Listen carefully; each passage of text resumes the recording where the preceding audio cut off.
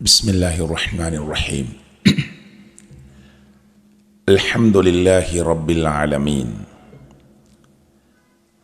نحمده ونستعينه ونؤمن به ونتوكل عليه ونعوذ بالله من شرور أنفسنا ومن سيئات أعمالنا اللهم صل على محمد وعلى آل محمد كما صليت على إبراهيم وعلى آل إبراهيم إنك حميد مجيد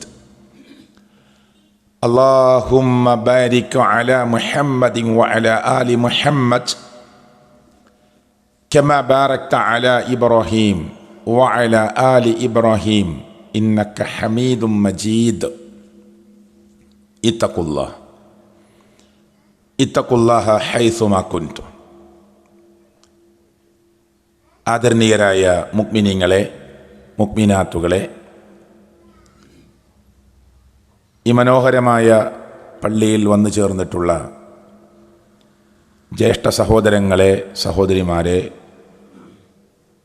കൊച്ചു അനിയന്മാരെ, അനിയത്തിമാരെ, അസ്സലാമു അലൈക്കും വറഹ്മത്തുള്ളാഹി. മടക്കയാത്രക്ക് ഒരുങ്ങുക, മരണാനന്തരത്തെ ഓർക്കുക. അതാണ് ചെറിയ സമയം കൊണ്ട് ഞാൻ നിങ്ങളുടെ മുമ്പിൽ സൂചനാത്മകമായി സംസാരിക്കേണ്ടത്. വളരെ ബൃഹത്തായ ഒരു വിഷയമാണത്. നമുക്കെല്ലാവർക്കും അറിയുന്ന വിഷയവുമാണ്. എന്നാൽ എന്തോ ലാഘവത്തോടുകൂടി ഒരു ശ്രദ്ധ അതിലേക്ക് വരാത്ത വിധത്തിൽ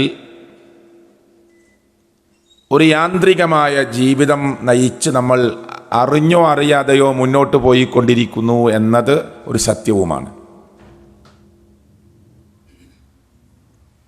മരണത്തെ അറിയാത്ത ആരാണ് നമ്മുടെ കൂട്ടത്തിലുള്ളത്? ആരുമില്ല. ഒരു കുട്ടിക്ക് പോലും അറിയും. എൻ്റെ കൂടെ പഠിച്ച എത്രയോ ആളുകൾ ലോകത്തുനിന്ന് വിട പറഞ്ഞു. അള്ളാഹു അവർക്ക് മഗ്ഫിറത്തും മർഹമത്തും പ്രദാനം ചെയ്യുമാറാകട്ടെ. നമ്മുടെ പ്രിയപ്പെട്ടവർ നമ്മെ വിട്ടുപിരിഞ്ഞു. എൻ്റെ പ്രിയങ്കരനായ ഉപ്പ 2002 ലോകത്തോട് വിട പറഞ്ഞു. നിങ്ങളുടെ ഉപ്പമാരും ഉമ്മമാരും മരണപ്പെട്ടിട്ടുണ്ടാവും. അള്ളാഹു അവർക്ക് മഗ്ഫിറത്തും മർഹമത്തും പ്രദാനം ചെയ്യുമാറാകട്ടെ. ഈ ആദർശ പ്രബോധന രംഗത്ത് ഉണ്ടാകണമെന്ന് കൈപിടിച്ച് പറഞ്ഞ്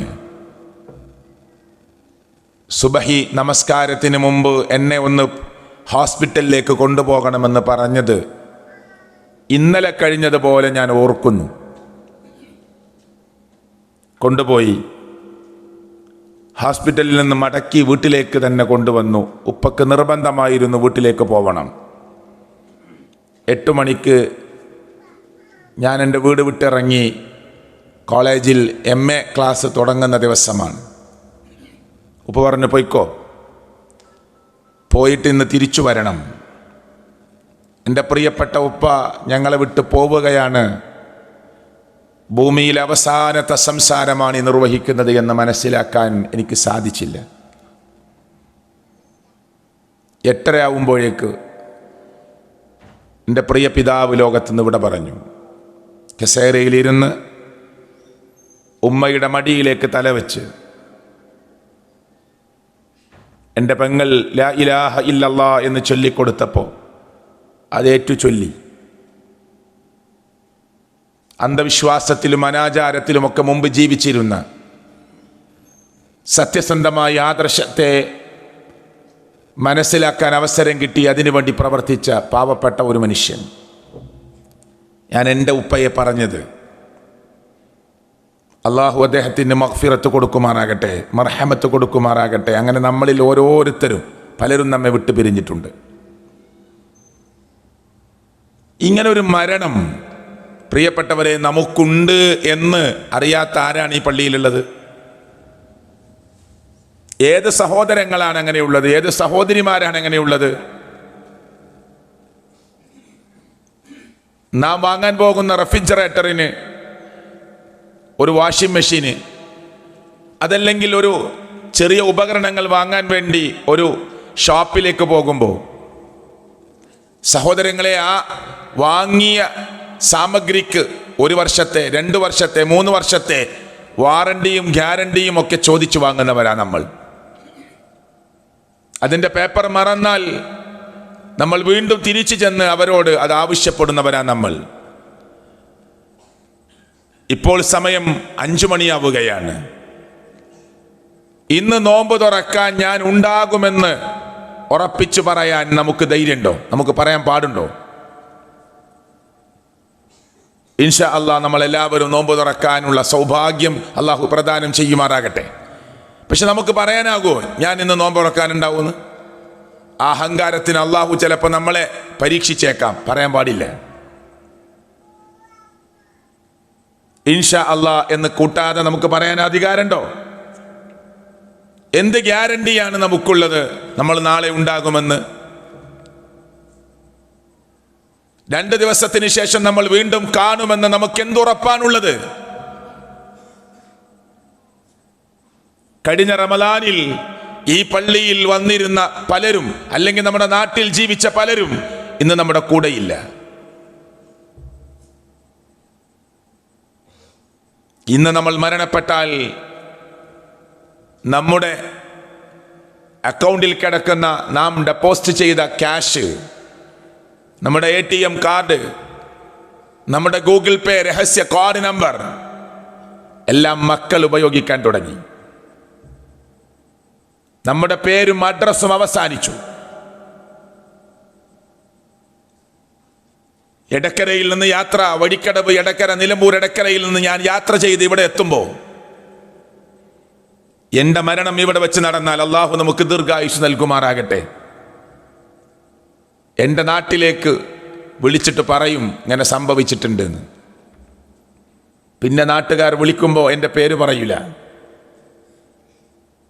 ഇല്ല, മയ്യത്ത് കുറ്റിപ്പുറത്തെത്തി, മയ്യത്ത് വളാഞ്ചേരി എത്തി, മയ്യത്ത് പെരിന്തൽമണ്ണയിലെത്തി, മയ്യത്ത് പാണ്ടിക്കാടെത്തി, മയ്യത്ത് നിലമ്പൂരെത്തി, മയ്യത്ത് ചുങ്കത്രയെത്തി, മയ്യത്ത് എടക്കരയെത്തി. അവിടെ ബോർഡ് വെക്കും മയ്യത്ത് നമസ്കാരം നാളെ 9 മണിക്ക്.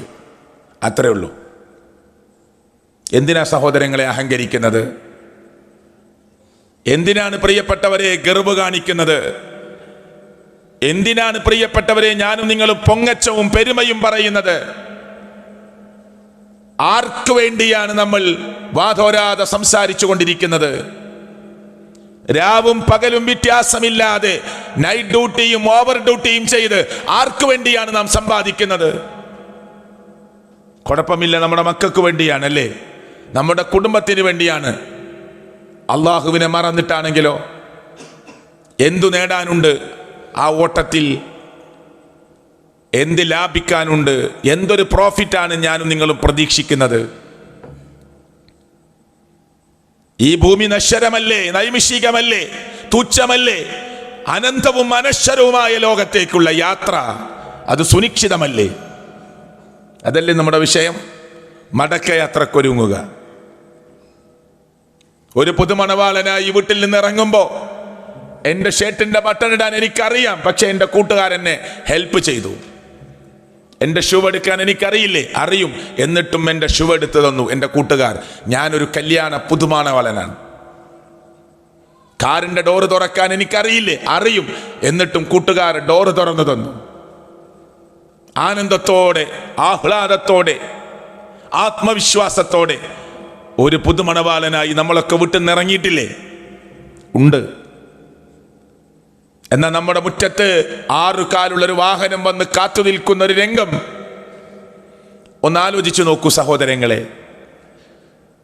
എത്ര വലിയ പണക്കാരനാണ്, ഈ കൂട്ടത്തിലെ ബിസിനസ്സുകാരനാണ്, ഈ നാട്ടിലെ കൂലിപ്പണിക്കാരനാണ്, ഈ നാട്ടിലെ റിക്ഷാ ഡ്രൈവറാണ്, ഈ നാട്ടിൽ സാധാരണക്കാരിൽ സാധാരണക്കാരനായി ജീവിക്കുന്ന ഒരാളാണ്. ഈ നാട്ടിൽ അദ്ദേഹം മാടി വിളിച്ചാൽ ഓടിച്ചെല്ലാൻ ആളുള്ള ഈ നാട്ടിലെ വ്യവസായ രംഗത്തുള്ള പ്രമുഖനാണ്. എന്തുകൊണ്ടുപോയി നമ്മുടെ നാട്ടിൽ അറിയപ്പെട്ട വ്യാപാര രംഗത്തെ, വ്യവസായ രംഗത്തെ, ബിസിനസ് രംഗത്തെ അറിയപ്പെട്ട പ്രമുഖന്മാർ എന്തുകൊണ്ടുപോയി? പള്ളിക്കാട്ടിലെ 6 അടി മണ്ണിലേക്ക് എന്തുകൊണ്ടുപോയി? അവർ ഭൗതികമായി എന്തുകൊണ്ടുപോയി? ഭൂമിയുടെയും സ്ഥലത്തിന്റെയും ആസ്തിയുടെയും ആധാരങ്ങളും അടിയാധാരങ്ങളും നികുതിച്ചിട്ടും അതിന്റെ കൈവശവും ഒക്കെ കബറിലേക്ക് വെച്ചു കൊടുത്തിട്ട് എന്ത് ലാഭിക്കാനാണ്? നിലനിൽക്കുമോ അത്? എന്തുകൊണ്ടുപോയി? അവർ ചെയ്ത അമലുകൾ, അവർ ചെയ്തു കൂട്ടിയ നന്മകൾ, ജാരിയായ സ്വതക്കകൾ. എത്രയോ മനുഷ്യർ തിങ്ങിപ്പാർക്കുന്ന സ്ഥലത്ത് ഒരു കിണർ കുടിച്ചു കൊടുത്തത്, വെള്ളം കോരിക്കൊണ്ടിരിക്കുമ്പോ ഖബറിലേക്ക് വെളിച്ചം തരാൻ ജാരിയായ സ്വതക്കയായി. ഈ പള്ളിയുടെ പിന്നിൽ കുറെ ആളുകൾ പ്രവർത്തിച്ചിട്ടുണ്ടാകും. അല്ലാഹു അർഹമായ പ്രതിഫലം നൽകുമാറാകട്ടെ. എത്ര വലിയ മഹത്തരമായ പ്രതിഫലമാണ് അവരെയൊക്കെ കാത്തിരിക്കുന്നത്. ഒരു മദ്രസയ്ക്ക് വേണ്ടി അധ്വാനിക്കുന്നവർ, ഞങ്ങളുടെ മക്കൾ ദീനീപരമായി വളരണമെന്ന് മോഹിച്ച് കൊതിച്ച് അതിനുവേണ്ടി ഉറക്കമൊഴിച്ചവർ, എത്ര നന്മകളെ എണ്ണി പറയാനാകും. നാളേക്ക് വേണ്ടി എന്ത് സമ്പാദിച്ചു നീ? ചോദിച്ചു നോക്ക്. ഒരു ആത്മപരിശോധനയ്ക്ക് വിധേയമാക്കി നോക്കൂ പ്രിയപ്പെട്ടവരെ. നമ്മുടെ മനസ്സിനോട് ചോദിച്ചു നോക്കൂ, ഞാൻ ഇന്ന് രാത്രി മരിച്ചാൽ എന്താണ് എൻ്റെ അവസ്ഥ? മടക്കയാത്രക്കൊരുങ്ങാനുള്ള കോപ്പുകൾ എൻ്റെ കയ്യിലുണ്ടോ? ഉണ്ടോ? അബൂ ഹുറൈറ റളിയല്ലാഹു അൻഹു എത്ര ഹദീസുകൾ റിപ്പോർട്ട് ചെയ്ത മഹാനായ സഹാബിയാണ്. മരിക്കുമ്പോൾ വിങ്ങി വിങ്ങി കരയുമ്പോൾ ചോദിച്ചു, എന്താണ് അബാ ഹുറൈർ, യാ അബാ ഹുറൈർ, ഓ അബൂ ഹുറൈറെ, എന്തിനാ കരയുന്നത്? ഒന്നുമില്ലല്ലോ, പടക്കോപ്പായി കയ്യിൽ, പരലോകത്തേക്ക് വേണ്ടി ഒന്നുമില്ലല്ലോ എന്ന് ആലോചിച്ച് കരയുകയാണ്. എത്രമാത്രം നന്മ ചെയ്ത മഹാനായ സഹാബിയാണ് അബൂ ഹുറൈർ റളിയല്ലാഹു അൻഹു. എന്നിട്ടും കരയുകയാണ്. നമ്മൾ ഒറ്റയ്ക്കിരുന്ന് കണ്ണ് നനച്ചോ പ്രിയപ്പെട്ടവരെ? ആരും കാണാനില്ലാത്ത നേരത്ത്, ആരും കേൾക്കാനില്ലാത്ത നേരത്ത് ലോകത്തിന്റെ രക്ഷിതാവായ റബ്ബ്, ഇന്ന റബ്ബക ലബിൽ മിർസാദ്, എല്ലാം വീക്ഷിച്ചു കൊണ്ടിരിക്കുന്ന റബ്ബിനെ ഓർത്തുകൊണ്ട് രാത്രി നോമ്പല്ല, റമദാനല്ല, ഒരു 4 മണിക്ക് എണീറ്റ്, ഒരു 4:30 എണീറ്റ്, ഒരു 3 റക്അത്ത് നമസ്കരിച്ച് ആ മുസല്ലയിലിരുന്ന് സ്വന്തം തെറ്റുകളെ കുറിച്ച് ആലോചിച്ച്, സ്വന്തം നന്മകൾ ചെയ്തു തീർക്കാനുള്ള വ്യഗ്രതയെക്കുറിച്ച് ആലോചിച്ച്, അല്ലാഹുവേ അവസരം കൊണ്ട റബ്ബേ എന്ന് പറഞ്ഞ് ആകാശഭൂമിയോളം വിശാലമായ സ്വർഗത്തെ ആലോചിച്ച്, ജഹീം, ജഹന്നം, ലളാ, ഹുത്തമ, വൈൽ, സഖർ, അന്നാർ എന്നൊക്കെ പേരിട്ട് വിളിക്കുന്ന നരകങ്ങളെ കുറിച്ച് ആലോചിച്ച്, മനുഷ്യനും കല്ലും കത്തുന്ന കത്തിജ്വലിക്കുന്ന നരകാഗ്നിയെ കുറിച്ച് ആലോചിച്ച് കണ്ണു നിറഞ്ഞോ? തൊണ്ട ഗദ്ഗദമായോ? ചുണ്ടുകൾ വിതുമ്പിയോ? കണ്ണുനീർ പൊടിഞ്ഞോ? ആരും കാണാനില്ലാതെ കണ്ണു തുടച്ചോ?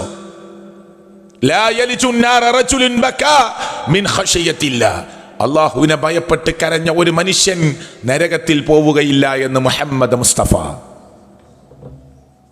ഒരു അപകടം കണ്ട് കരഞ്ഞതല്ല. നമ്മുടെ പേരക്കുട്ടി നമ്മുടെ മടിയിൽ കിടന്ന് മരിച്ചപ്പോ കരഞ്ഞതല്ല. പ്രിയപ്പെട്ട വാപ്പയുടെ ആ മരണാസമയത്തുള്ള പ്രിയപ്പെട്ടവരെ ആ കാല് വലിക്കലും കാലു നീട്ടലും അവിടുത്തെ വിതുമ്പലും കണ്ട് കരഞ്ഞു പോയതല്ല. ആരും കാണാനില്ലാത്ത നേരത്ത് രാത്രിയുടെ അന്ത്യയാമങ്ങളിൽ എല്ലാവരും സുഖസുന്ദരമായി ഉറങ്ങുമ്പോ, വന്നാസുനിയാമുൻ, ജനങ്ങളൊക്കെ ഉറങ്ങിക്കിടക്കുമ്പോ ഞാൻ എഴുന്നേറ്റ് ഒളുവെടുത്ത് മുസല്ല വിരിച്ച് ഉമ്മമാരെ പെങ്ങന്മാരെ സുജൂദിൽ കിടന്ന് ലോകത്തിന്റെ രക്ഷിതാവായ റബ്ബിന്റെ മുമ്പിൽ എന്റെ നെറ്റിയും മൂക്കും കൈപ്പള്ള ഭാഗങ്ങളും കാൽമുട്ടും കാൽവിരലുകളും ഒക്കെ കുത്തിവെച്ച് പൊട്ടിക്കരഞ്ഞോ?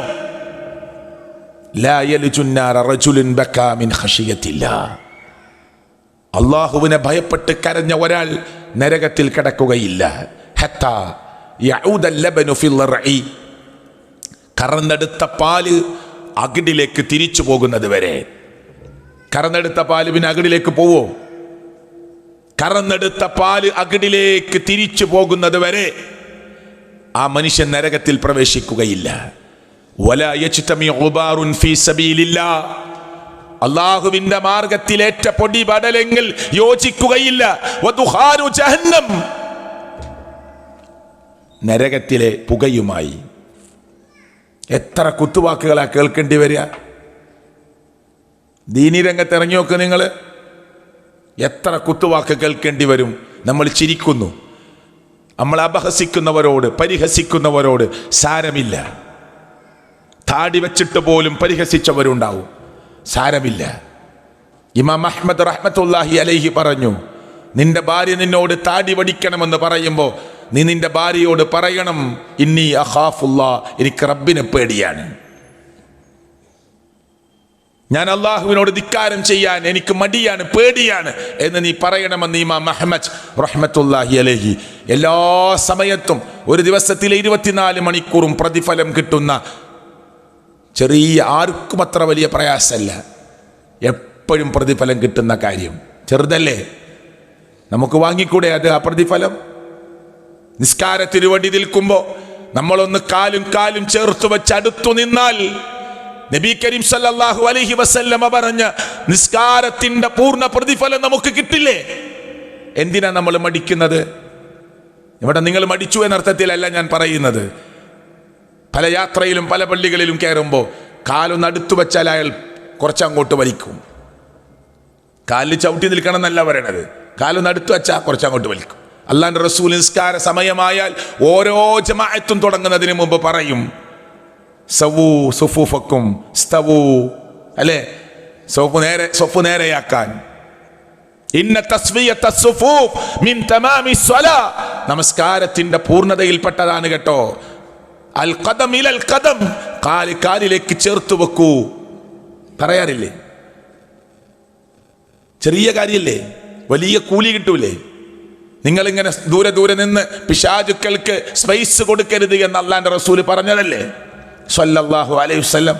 നമ്മളത് ശ്രദ്ധിക്കാറുണ്ടോ പ്രിയപ്പെട്ടവരെ? ചെറിയ കാര്യല്ലേ അല്ലേ?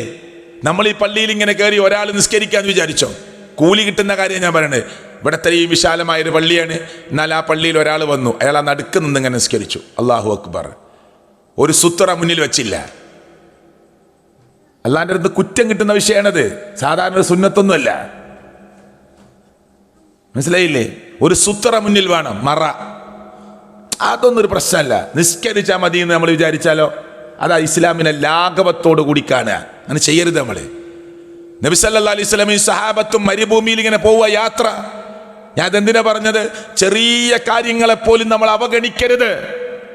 കുല്ലു മഅറൂഫിൻ സ്വദഖ, എല്ലാ നന്മയും നമുക്ക് സ്വദഖയാണ് എന്ന് മുഹമ്മദ് മുസ്തഫ സല്ലല്ലാഹു അലൈഹി വസല്ലം. മരുഭൂമിയിൽ പോവുക, മരുഭൂമിയിൽ യാത്ര പോകുമ്പോൾ നിസ്കാരത്തിന്റെ സമയമായി. അള്ളാഹുവിന്റെ പ്രവാചകൻ സല്ലല്ലാഹു അലൈഹി വസല്ലം സഹാബത്തിനോട് പറഞ്ഞു, നമുക്ക് നിസ്കരിക്കാം. അവരെല്ലാവരും റെഡിയായി. നബി സല്ലല്ലാഹു അലൈഹി വസല്ലം ഇമാമുക്ക് മുന്നിലൊരു മറയില്ല, ഒരു യാത്രയിലാണ്, ഒരു മരുഭൂമിയിലാണ്, മറക്കാനൊന്നും കിട്ടാഞ്ഞിട്ടാണ്. റസൂൽ കരീം സല്ലല്ലാഹു അലൈഹി വസല്ലം പറഞ്ഞു, ഒരു വടിയെങ്കിലും കൊണ്ടുവാ. സഹാബികൾ ഇങ്ങനെ ചുറ്റും നോക്കിയിട്ട് ഒരു വടിയും കിട്ടാനില്ല. റസൂലുള്ളാഹി സ്വല്ലല്ലാഹു അലൈഹി വസല്ലം തൻ്റെ തലപ്പാവൂരി, അറബികൾ കെട്ടുന്ന തലപ്പാവുണ്ടല്ലോ, അത് ഊരിയിട്ട് സുജൂദ് ചെയ്യാൻ സ്ഥലം വിട്ടുകൊണ്ട് മുന്നിൽ വെച്ചിട്ട് മറയാക്കി നമസ്കരിച്ചു. അപ്പോൾ ഒരു സാധാരണ കാര്യമാണെങ്കിൽ അത്ര വടി കിട്ടുമെന്ന് തിരയാനുള്ള സമയം കൊടുക്കുക, എന്നിട്ട് കിട്ടുന്നില്ല എന്ന് കണ്ടിട്ട് റസൂൽ കരീം സല്ലല്ലാഹു അലൈഹി വസല്ലം തൻ്റെ തലപ്പാവ് മുന്നിൽ വെച്ച് നമസ്കരിക്കുക, അങ്ങനെയൊക്കെ ചെയ്യുമോ? നമ്മൾ ഈ പള്ളിയിൽ ചുമരില്ലേ ഉണ്ട്, സ്റ്റൂളില്ലേ ഉണ്ട്, ഒരു മറ നമുക്ക് മുന്നിൽ വെക്കാലോ. എന്നിട്ട് നമ്മൾ ഒറ്റക്ക് നമസ്കരിക്കുമ്പോൾ ആ മറയുടെ ഉള്ളിലൂടെ ഒരാൾ നടന്നാൽ അയാളെ തടുക്കണം, പോകാൻ പാടില്ല. മറ വെക്കാതെ പിന്നെ എയിലേ പോവുക? ഒരാളുടെ നിസ്കരിക്കുകയാണ്, കുട്ടികൾക്ക് അതിൻ്റെ മുന്നിലൂടെ പോകാൻ ആർക്കും പോകാൻ പാടില്ല. അപ്പോൾ ഒരു മറ അവിടെ വെച്ചാൽ എല്ലാവർക്കും മനസ്സിലാവും, ഇതാ സുജൂദ് ചെയ്യാനുള്ള സ്ഥലം വിട്ടുകൊണ്ട് വെച്ചതാണ്. അതിൻ്റെ ഉള്ളിലൂടെ ഒരാൾ പോയാൽ തടുക്കണം. ഒറ്റക്ക് നിസ്കരിക്കുമ്പോൾ, ജമാഅത്തായി നമസ്കരിക്കുമ്പോൾ ബാധകമല്ല. ഇമാമിൻ്റെ മുന്നിലൂടെ ക്രോസ് ചെയ്യാൻ പാടില്ല. ഒരാൾ ഒന്ന് മുറിഞ്ഞു, സൊഫിൻ്റെ ഇടയിൽ കൂടി തന്നെ പോവാം, അതിന് പ്രശ്നമില്ല. ഞാനത് സാന്ദർഭികമായിട്ട് പറഞ്ഞ എന്താണെന്നറിയോ? ചെറിയ ചെറിയ പ്രതിഫലം നമുക്ക് പള്ളിയിൽ നിന്ന് കിട്ടും. നമ്മൾ പ്രതീക്ഷിക്കാത്ത കൂലിയായി നാളെ പരലോകത്തത് മാറും. നമ്മൾ ഒന്നിനെയും നിസ്സാരവൽക്കരിക്കരുത്. ലാ തഹ്കിറന്ന മിനൽ മഅറൂഫി ശൈഅ, നന്മയിൽ നിന്ന് ഒന്നിനെയും നിങ്ങൾ ചെറുതായി കാണരുത്, നിന്ദ്യമായി കാണരുത്, ലാഘവ മനസ്സോടുകൂടി കാണരുത് എന്ന് മുഹമ്മദ് മുസ്തഫ സ്വല്ലല്ലാഹു അലൈഹി വസല്ലം. അതൊക്കെ നമ്മൾ ശ്രദ്ധിക്കണം. പള്ളിയിലോ എന്തൊരു സന്തോഷമായിരിക്കും. നമ്മുടെ കൂട്ടത്തിൽ പണക്കാരനുണ്ട്, നമ്മുടെ കൂട്ടത്തിൽ പാവപ്പെട്ടവരുണ്ട്, കറുത്തവരുണ്ട്, വെളുത്തവരുണ്ട്, ഹൈറ്റുള്ളവരുണ്ട്, നന്നായി പഠിച്ചവരുണ്ട്, വിദ്യാസമ്പന്നരായ ആളുകളുണ്ട്, പാമരന്മാരുണ്ട്. എല്ലാവരും ഒറ്റ സൊഫിൽ ഇങ്ങനെ അണിനിരന്ന് കാലിലേക്ക് ചേർത്ത് വച്ച്.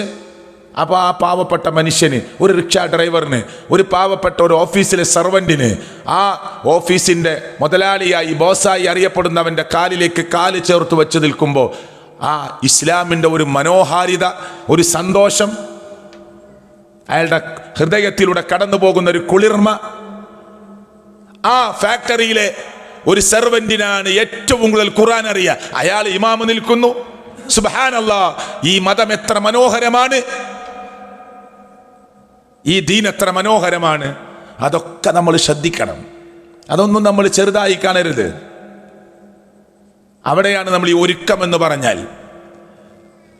റസൂൽ, ഞാനൊരു ചെറിയ ഉദാഹരണം പറഞ്ഞ, നബി സല്ലല്ലാഹു അലൈഹി വസല്ലമയുടെ വീട്ടിൽ ജിബ്രീൽ വരാമെന്ന് പറഞ്ഞ സമയത്ത് വന്നില്ല. നമ്മൾ ഒരുങ്ങാണ്, മടക്കയാത്ര എന്ന് പറഞ്ഞ മരണത്തിന് ഒരുങ്ങാണ്. നബി സല്ലല്ലാഹു അലൈഹി വസല്ലമ വീട്ടിൽ ജിബ്രീൽ ഇന്ന സമയത്ത് വരാൻ അറിയിച്ചിരുന്നു നബിയോട്, പക്ഷെ വന്നില്ല. അപ്പൊ നബി സല്ലല്ലാഹു അലൈഹി വസല്ലം ആയിഷ ബീവിയോട് പറഞ്ഞു, ആയിഷ, എന്തോ പ്രശ്നം നമ്മുടെ വീട്ടിലുണ്ട്. ജിബ്രീൽ വരാമെന്ന് പറഞ്ഞ സമയത്ത് വരാതിരിക്കൂല, നമ്മുടെ വീട്ടിൽ എന്തോ പ്രശ്നമുണ്ട്. അങ്ങനെ വീട് പരിശോധിച്ചു.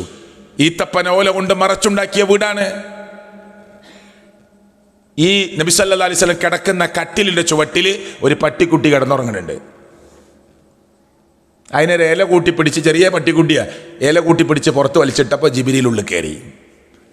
ജിബ്രീൽ നബിയോട് പറയാണ്, ഇന്നാ ലാ നദ്ഖുലു ബൈത, ഞങ്ങൾക്കൊരു വീട്ടിൽ പ്രവേശിക്കാൻ പാടില്ല. അള്ളാന്റെ ഓർഡറാണ്. ഫീഹി, ആ വീട്ടിലുണ്ടെങ്കിൽ, വീട്ടിനുള്ളിലുണ്ടെങ്കിൽ, കെൽബ് വസൂറ, പട്ടിയും രൂപങ്ങളും ചിത്രങ്ങളും വെച്ച വീടാണെങ്കിൽ കയറരുത് എന്നാണ് അള്ളാഹുവിൻ്റെ ഓർഡർ. നിങ്ങളുടെ വീട്ടിൽ ഒരു പട്ടിക്കുട്ടി ഉണ്ടായിരുന്നു, ഒരു നിർവാഹവുമില്ല, പുറത്തായിരുന്നു ഞാൻ. നബിയുടെ വീടാ, സ്വല്ലല്ലാഹു അലൈഹി വസല്ലമയുടെ വീട്. ചെറുതായി കാണാൻ പറ്റുമോ നമുക്കതിനെ? പറ്റുമോ? അപ്പോൾ പട്ടിയെ നമുക്ക് വളർത്തിക്കൂടെ? വളർത്താം. കാവലിന് വേണ്ടി വളർത്താം, വേട്ടയ്ക്ക് വേണ്ടി വളർത്താം. പക്ഷെ വീടിൻ്റെ പുറത്ത് നിർത്തണം, വീട്ടിൻ്റെ ഉള്ളിൽ പ്രവേശിപ്പിക്കാൻ പാടില്ല. അതാ ഇസ്ലാമിൻ്റെ നിയമം. അത് അള്ളാന്റെ റസൂൽ സല്ലല്ലാഹു അലൈഹി വസല്ലം വീട്ടിലായിട്ട് പോലും ജിബ്രീൽ കയറിയോ? ഇല്ല. ഇതിനെ വ്യാഖ്യാനിച്ച സ്ഥലത്ത് പണ്ഡിതന്മാർ പറയാ, നമ്മളൊക്കെ അതിനെ നിസ്സാരമായി കാണും. അലമാരയിൽ സിംഹത്തിൻ്റെ രൂപം, അലമാരയിൽ പുലിയുടെ രൂപം, അലമാരയിൽ കുതിരയുടെ രൂപം, കുട്ടികൾക്ക് കളിക്കാനും കൊടുക്കൂല, ഗ്ലാസ് ഇട്ട് പൂട്ടി വെച്ചിരിക്കുക. എന്തൊരു മനോഹരമായി ഉണ്ടാക്കിയ, കൊത്തുപണിയിൽ ഉണ്ടാക്കിയ കുതിരൻ്റെ രൂപ. അത് ഒരു പ്രദർശന വസ്തുവായി വെക്കാൻ മുസ്ലിമിന് പാടില്ല. എന്നാ ടോയ്സ് ആയിട്ട് വാങ്ങാം.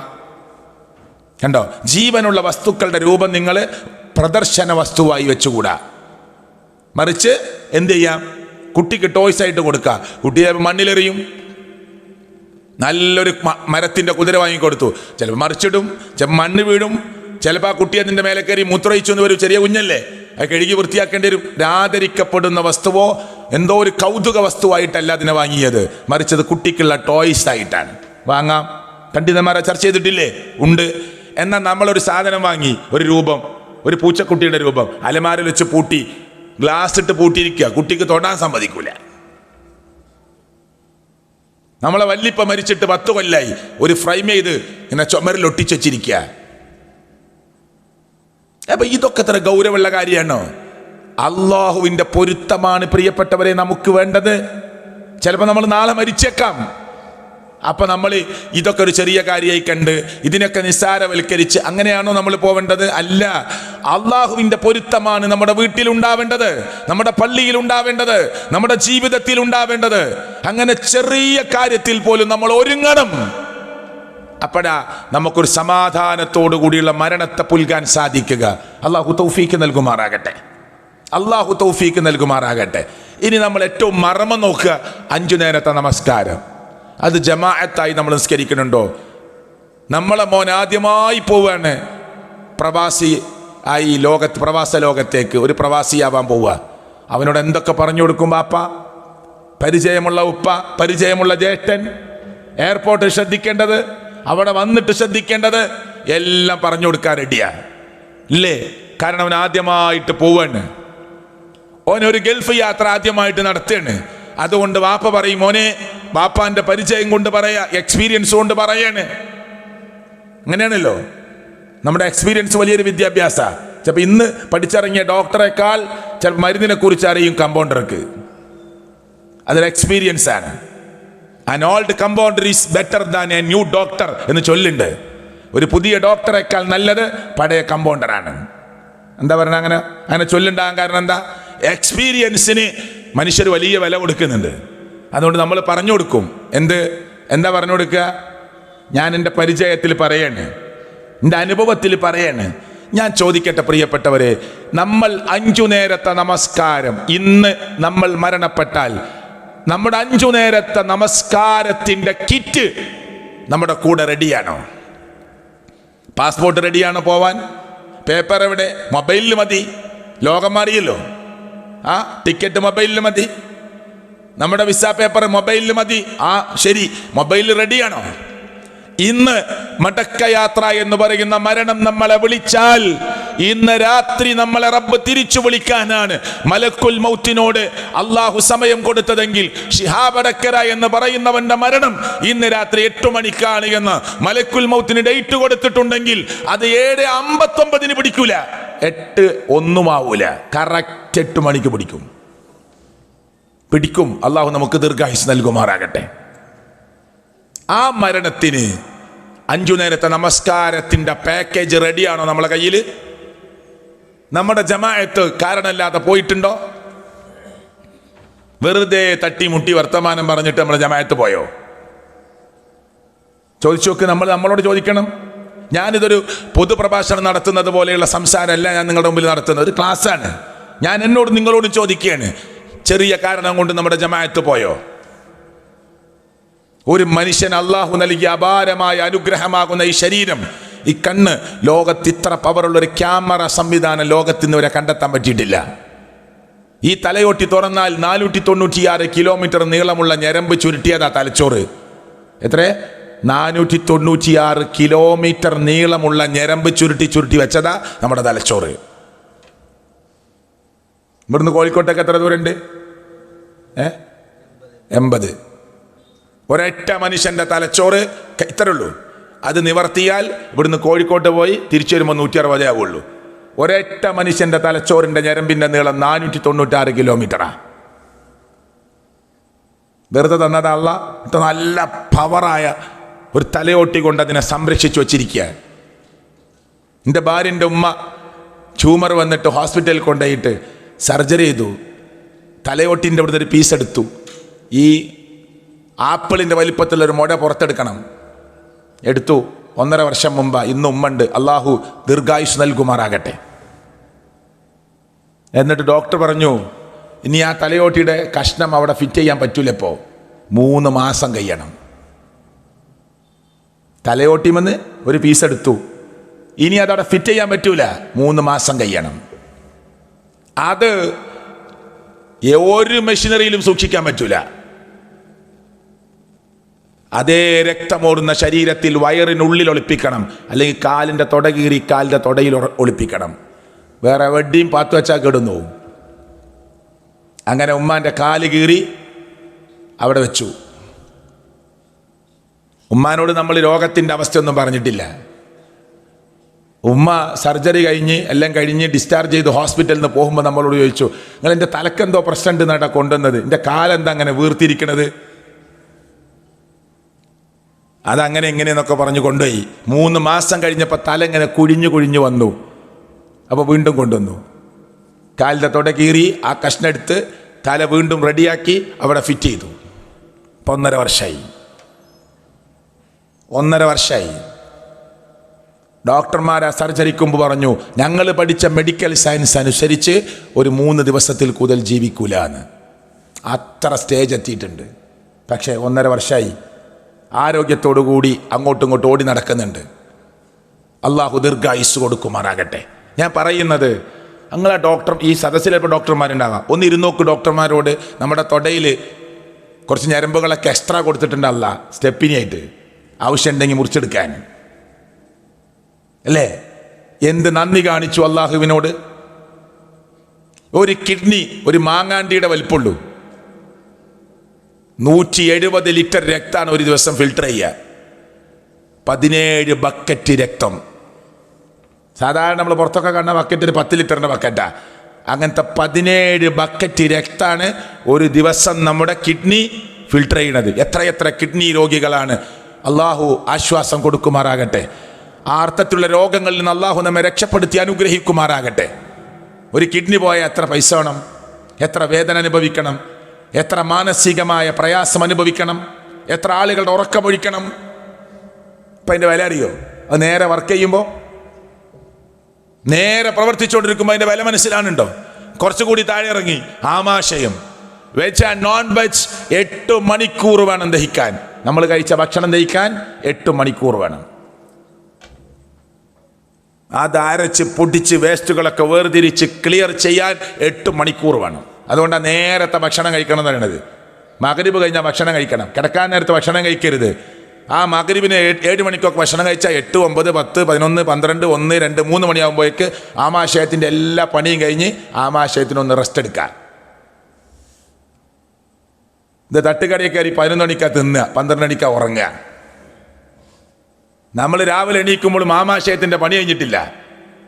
അപ്പോഴേക്ക് അടുത്തത് കയറ്റും. ആമാശയം പറയും, ചങ്ങാതി ഇത് തീർന്നിനും അടുത്തത് തന്നു അറിയില്ലേ? ഈ ആമാശയത്തിൻ്റെ ഈ വർക്ക് നടക്കുമ്പോൾ ഇതിൻ്റെ ഉള്ളിൽ ഇപ്പം നമ്മളിവിടെ ഇങ്ങനെ മിക്സ് വെച്ച് വർക്ക് ചെയ്യിപ്പിച്ചാൽ ഇവിടേക്കൊക്കെ തെറിക്കും. എത്ര സ്ട്രോങ് അടപ്പാണെങ്കിലും കുറച്ച് കഴിയുമ്പോഴൊക്കെ അങ്ങനെ തെറിച്ച് അവിടെയും ഇവിടെ ചുമരിലെ കടയാളാവും.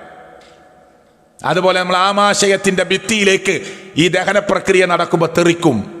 അപ്പോൾ അവിടെ ഓട്ട വീഴാൻ സാധ്യതയുണ്ട്. അതറിയുന്ന നമ്മെ സംവിധാനിച്ച റബ്ബ് ആമാശയത്തിൻ്റെ ഉള്ളിൽ ഒരു ബ്ലാഡർ കൊടുത്തു, ഒരു ബലൂണ് പോലെ നൈസായ ഒരു പാട കൊടുത്തു. ഫുൾ കവർ ചെയ്ത് നിൽക്കും ആ പാട. അത് 1-ാമത്തെ ദിവസം കറക്കാൻ തുടങ്ങും, 2-ാമത്തെ ദിവസം ആകുമ്പോഴേക്ക് അത് മുഷിയാൻ തുടങ്ങും, 3-ാമത്തെ ദിവസം അല്ല അതിനെങ്ങനെ കരിച്ചിട്ട് നമ്മളെ വേസ്റ്റ് കണ കളയും. അപ്പോഴേക്കനെ പുതിയത് കൊടുക്കും. ആർക്ക്? ലോകത്തിൽ ഇന്ന് 800 കോടി മനുഷ്യന്മാരുണ്ട്. 800 കോടി മനുഷ്യന്മാരുടെയും ആമാശയത്തിൻ്റെ ഉള്ളിലെ പാട ഓരോ 3 ദിവസം കൂടുമ്പോഴും അള്ളാഹു കരിച്ച് കളഞ്ഞ് പുതിയത് കൊടുക്കും. നമ്മൾ അറിയണ്ടോ? ഒരാളിങ്ങനെ പിടിച്ചിട്ടുണ്ട്, എന്ത് ചോദിച്ചു, എൻ്റെ പാട മാറുകയാണ്. നമ്മൾ അറിയുന്നുണ്ടോ? നമ്മൾ ആരെങ്കിലും ചർച്ച ചെയ്യുന്നുണ്ടോ? ഓരോ 3 ദിവസം കൂടുമ്പോഴും നമ്മുടെ ആമാശയത്തിൻ്റെ ഉള്ളിൽ പുതിയ ബ്ലാഡർ കൊടുക്കുന്നു. അല്ല, പഴയതിനെ കരിച്ചു കളയുന്നു. 4 ദിവസം മലവും മൂത്രം പുറത്തോണില്ല. തൊട്ടടുത്ത ഹോസ്പിറ്റലിൽ കൊണ്ടുപോയി പ്രിയപ്പെട്ടവരെ അവിടെ കിടന്നു. കൃത്രിമമായി മലവും മൂത്രമൊക്കെ പുറത്തെടുത്തു. തിരിച്ചു പോരുമ്പോൾ ചിരിച്ചാൽ പോരാ, 10,000 ബില്ലടക്കണം. 4 ദിവസം മലവും മൂത്രവും പോരാത്തതിന് 1000-ഓ 10,000-ഓ ബില്ലടക്കണം. 60 വയസ്സുള്ളവർ ഈ കൂട്ടത്തിലില്ലേ? 50 ഉള്ളവരില്ലേ? 60ന്റെ മുകളിലുള്ളവരില്ലേ? 40 ഉള്ളവരില്ലേ? 30 ഉള്ളവരില്ലേ? ഈ 30 കൊല്ലം, 40 കൊല്ലം, 50 കൊല്ലം, 60 കൊല്ലം, 65 കൊല്ലമൊക്കെ ഈ ദഹന പ്രക്രിയ ഭംഗിയായി നടന്ന് മലവും മൂത്രവും പുറത്തു കളഞ്ഞതിന് എവിടെയാണ് നമ്മൾ ബില്ലടച്ചത്? അള്ളാഹു തന്ന ഈ സംവിധാനം ഉപയോഗിച്ച് അല്ലേ? എന്തൊരാശ്വാസമാണ്. വേസ്റ്റൊക്കെ പുറത്തു പോകുമ്പോൾ ചില പമ്പിലെ ടോയ്ലറ്റിന് കൊടുത്തിരിക്കുന്ന പേരെന്നെ സുഗന്ധ. ശ്രദ്ധിച്ചിട്ടില്ല നിങ്ങൾ? പുതിയ പമ്പിലൊക്കെ വരുന്ന ടോയ്ലറ്റിന്റെ പേരെന്നെ സുഖം. അവിടുന്ന് ഇറങ്ങുമ്പോൾ ഒരു സുഖാണ്. അതാണ് ആ പേര്. അത് വെറുതെ കൊടുത്തതല്ല, അതൊരാശ്വാസാണ്. അതിങ്ങനെ എട്ടങ്ങാറായി പ്രയാസപ്പെട്ട് നിന്നിട്ട് ഒരു സംവിധാനം കിട്ടാതിരിക്കുമ്പോൾ ഒരു ബുദ്ധിമുട്ട് ആലോചിച്ച് നോക്ക്. ഒരു ടോയ്ലറ്റ് കാണുന്നില്ല, എന്നാൽ ഇത് പുറത്ത് കളയാനുള്ള സമയം അധികരിച്ചിട്ടുണ്ട്. അപ്പൊ കിട്ടുന്ന ഒരു ബുദ്ധിമുട്ട് ആലോചിച്ച് നോക്ക്. അത് സമാധാനത്തിലൊന്ന് പുറത്ത് കളയാൻ പറ്റി വൃത്തിയായി പുറത്തിറങ്ങുമ്പോൾ കിട്ടുന്ന സുഖം ആലോചിച്ച് നോക്ക്. ഇതിനെവിടെയാണ് നമ്മൾ ബില്ലടച്ചത്? നമ്മുടെ വാപ്പാക്ക് 65 വയസ്സായി, 70 വയസ്സായി, നല്ല ഉഷാറായിട്ട് ജീവിക്കായിരുന്നു. പെട്ടെന്ന് ഇന്നലെ ഒരു ശ്വാസം മുട്ടൽ, ഹോസ്പിറ്റലിൽ കൊണ്ടുപോയി. പൈസ എത്ര ചെലവാകുന്നത്? ICUയിലേക്ക് എത്ര മരുന്നാ ചോദിച്ചു വാങ്ങണത്? അപ്പുറത്തെ റൂമിന് എത്ര പൈസ? നേഴ്സ് വന്നു പോയതിന്, ഡോക്ടർ വന്നതിന്, അവിടെ വന്നിട്ട് സുഖമില്ലെന്ന് ചോദിച്ചതിനൊക്കെ പൈസ ഉണ്ട്. വെറുതെ ചോദിക്കില്ല കേട്ടോ.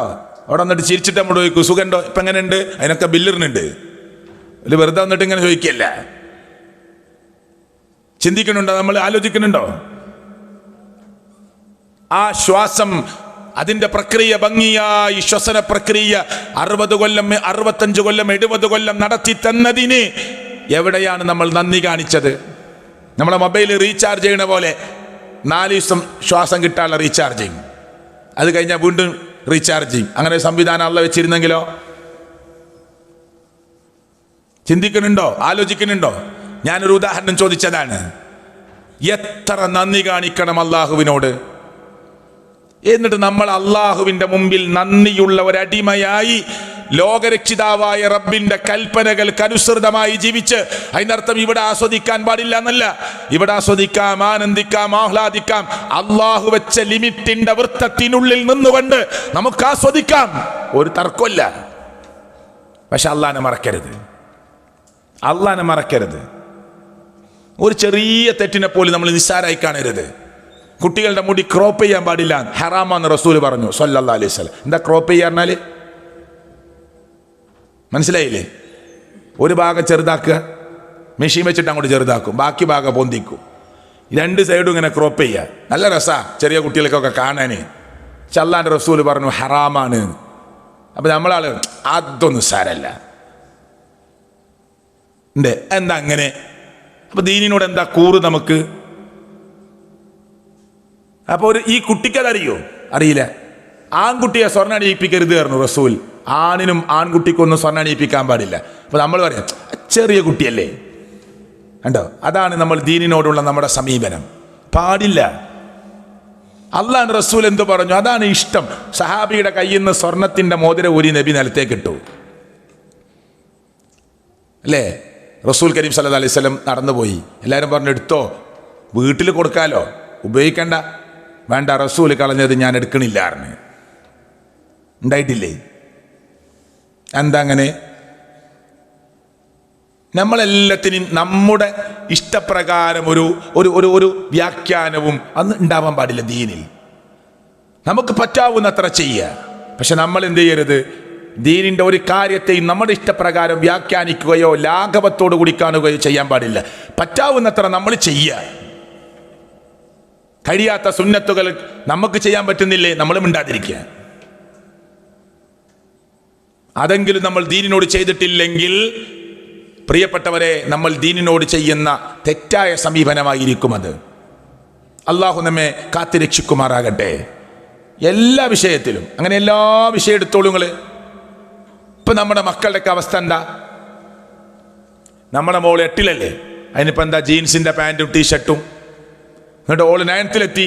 ആ ചെറിയ കുട്ടിയല്ലേ, നമുക്ക് ചെറിയ മോളാണ്. നമുക്ക് ചെറിയ മോളാ, കാരണം നമുക്ക് 4 മക്കൾ വേറെ ഉണ്ട്. നമ്മളെ ചെറിയ മോളാണ്. ഓള് 8th-ലെത്തിയിട്ടുള്ളൂ. അതുകൊണ്ട് ജീൻസിന്റെ പാൻറ്റും ടീഷർട്ടും നമ്മൾ അണിയിപ്പിച്ചു. ഓള് +2-ലെത്തി.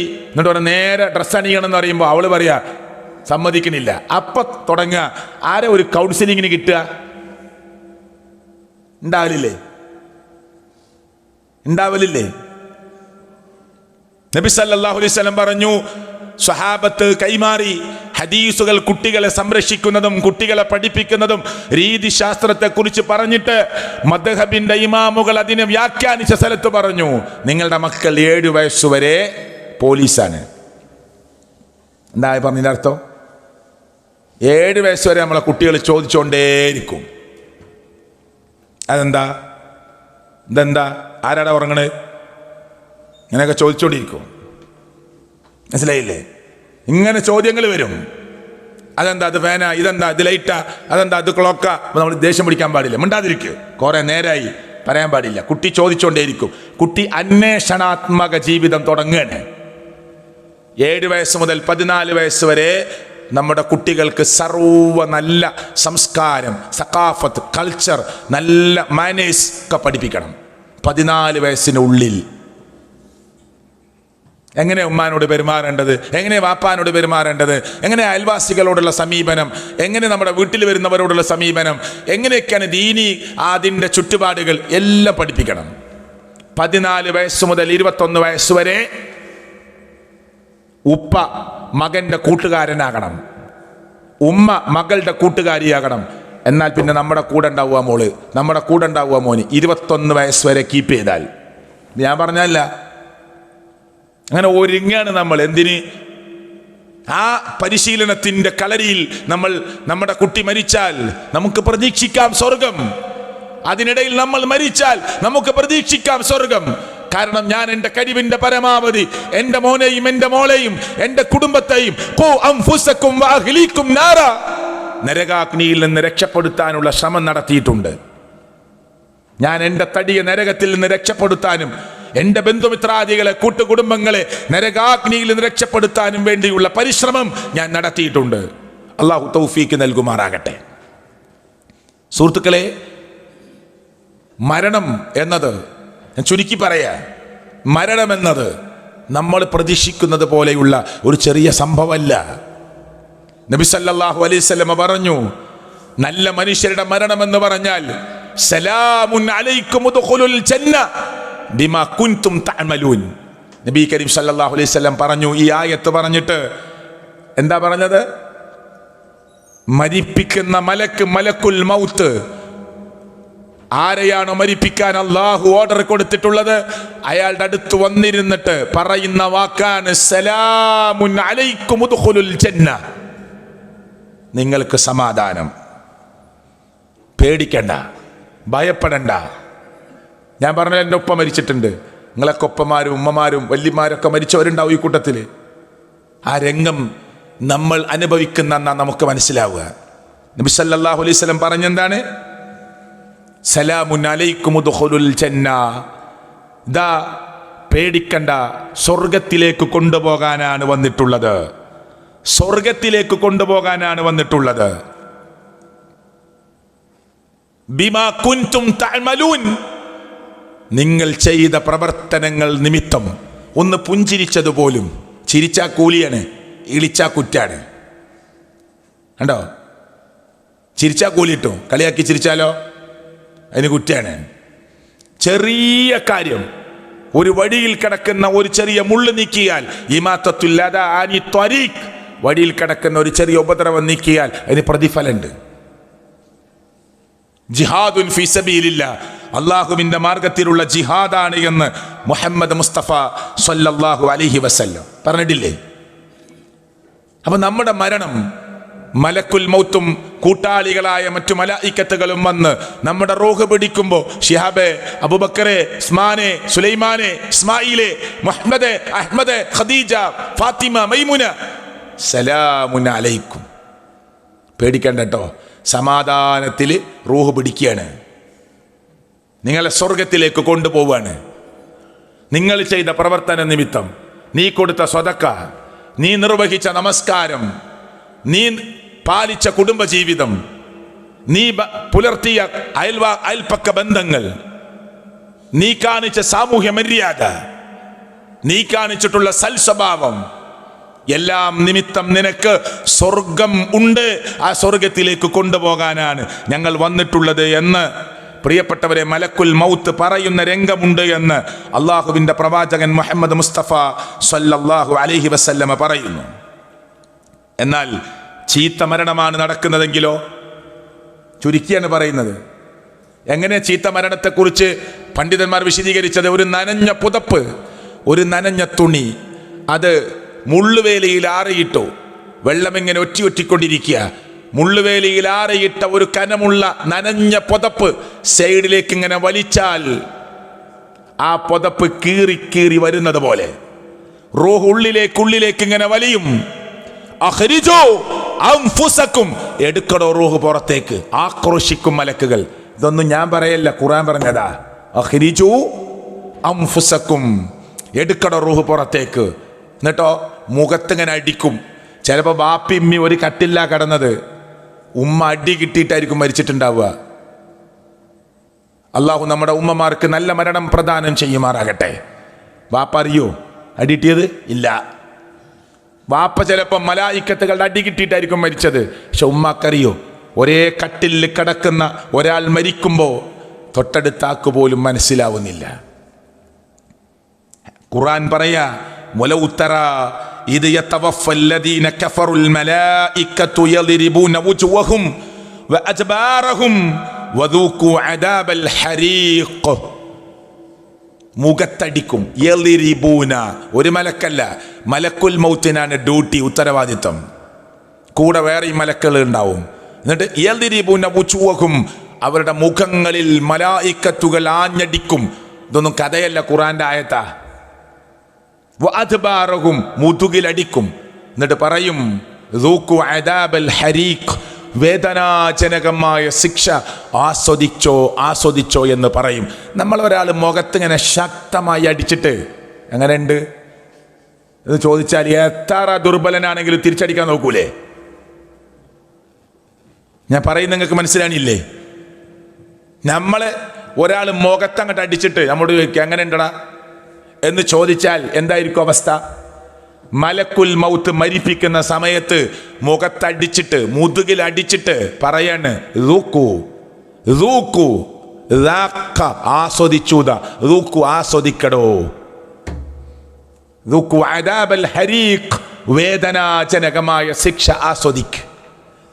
നിന്നെ ഒന്നും വെറുതെ വിടാൻ പറ്റൂല.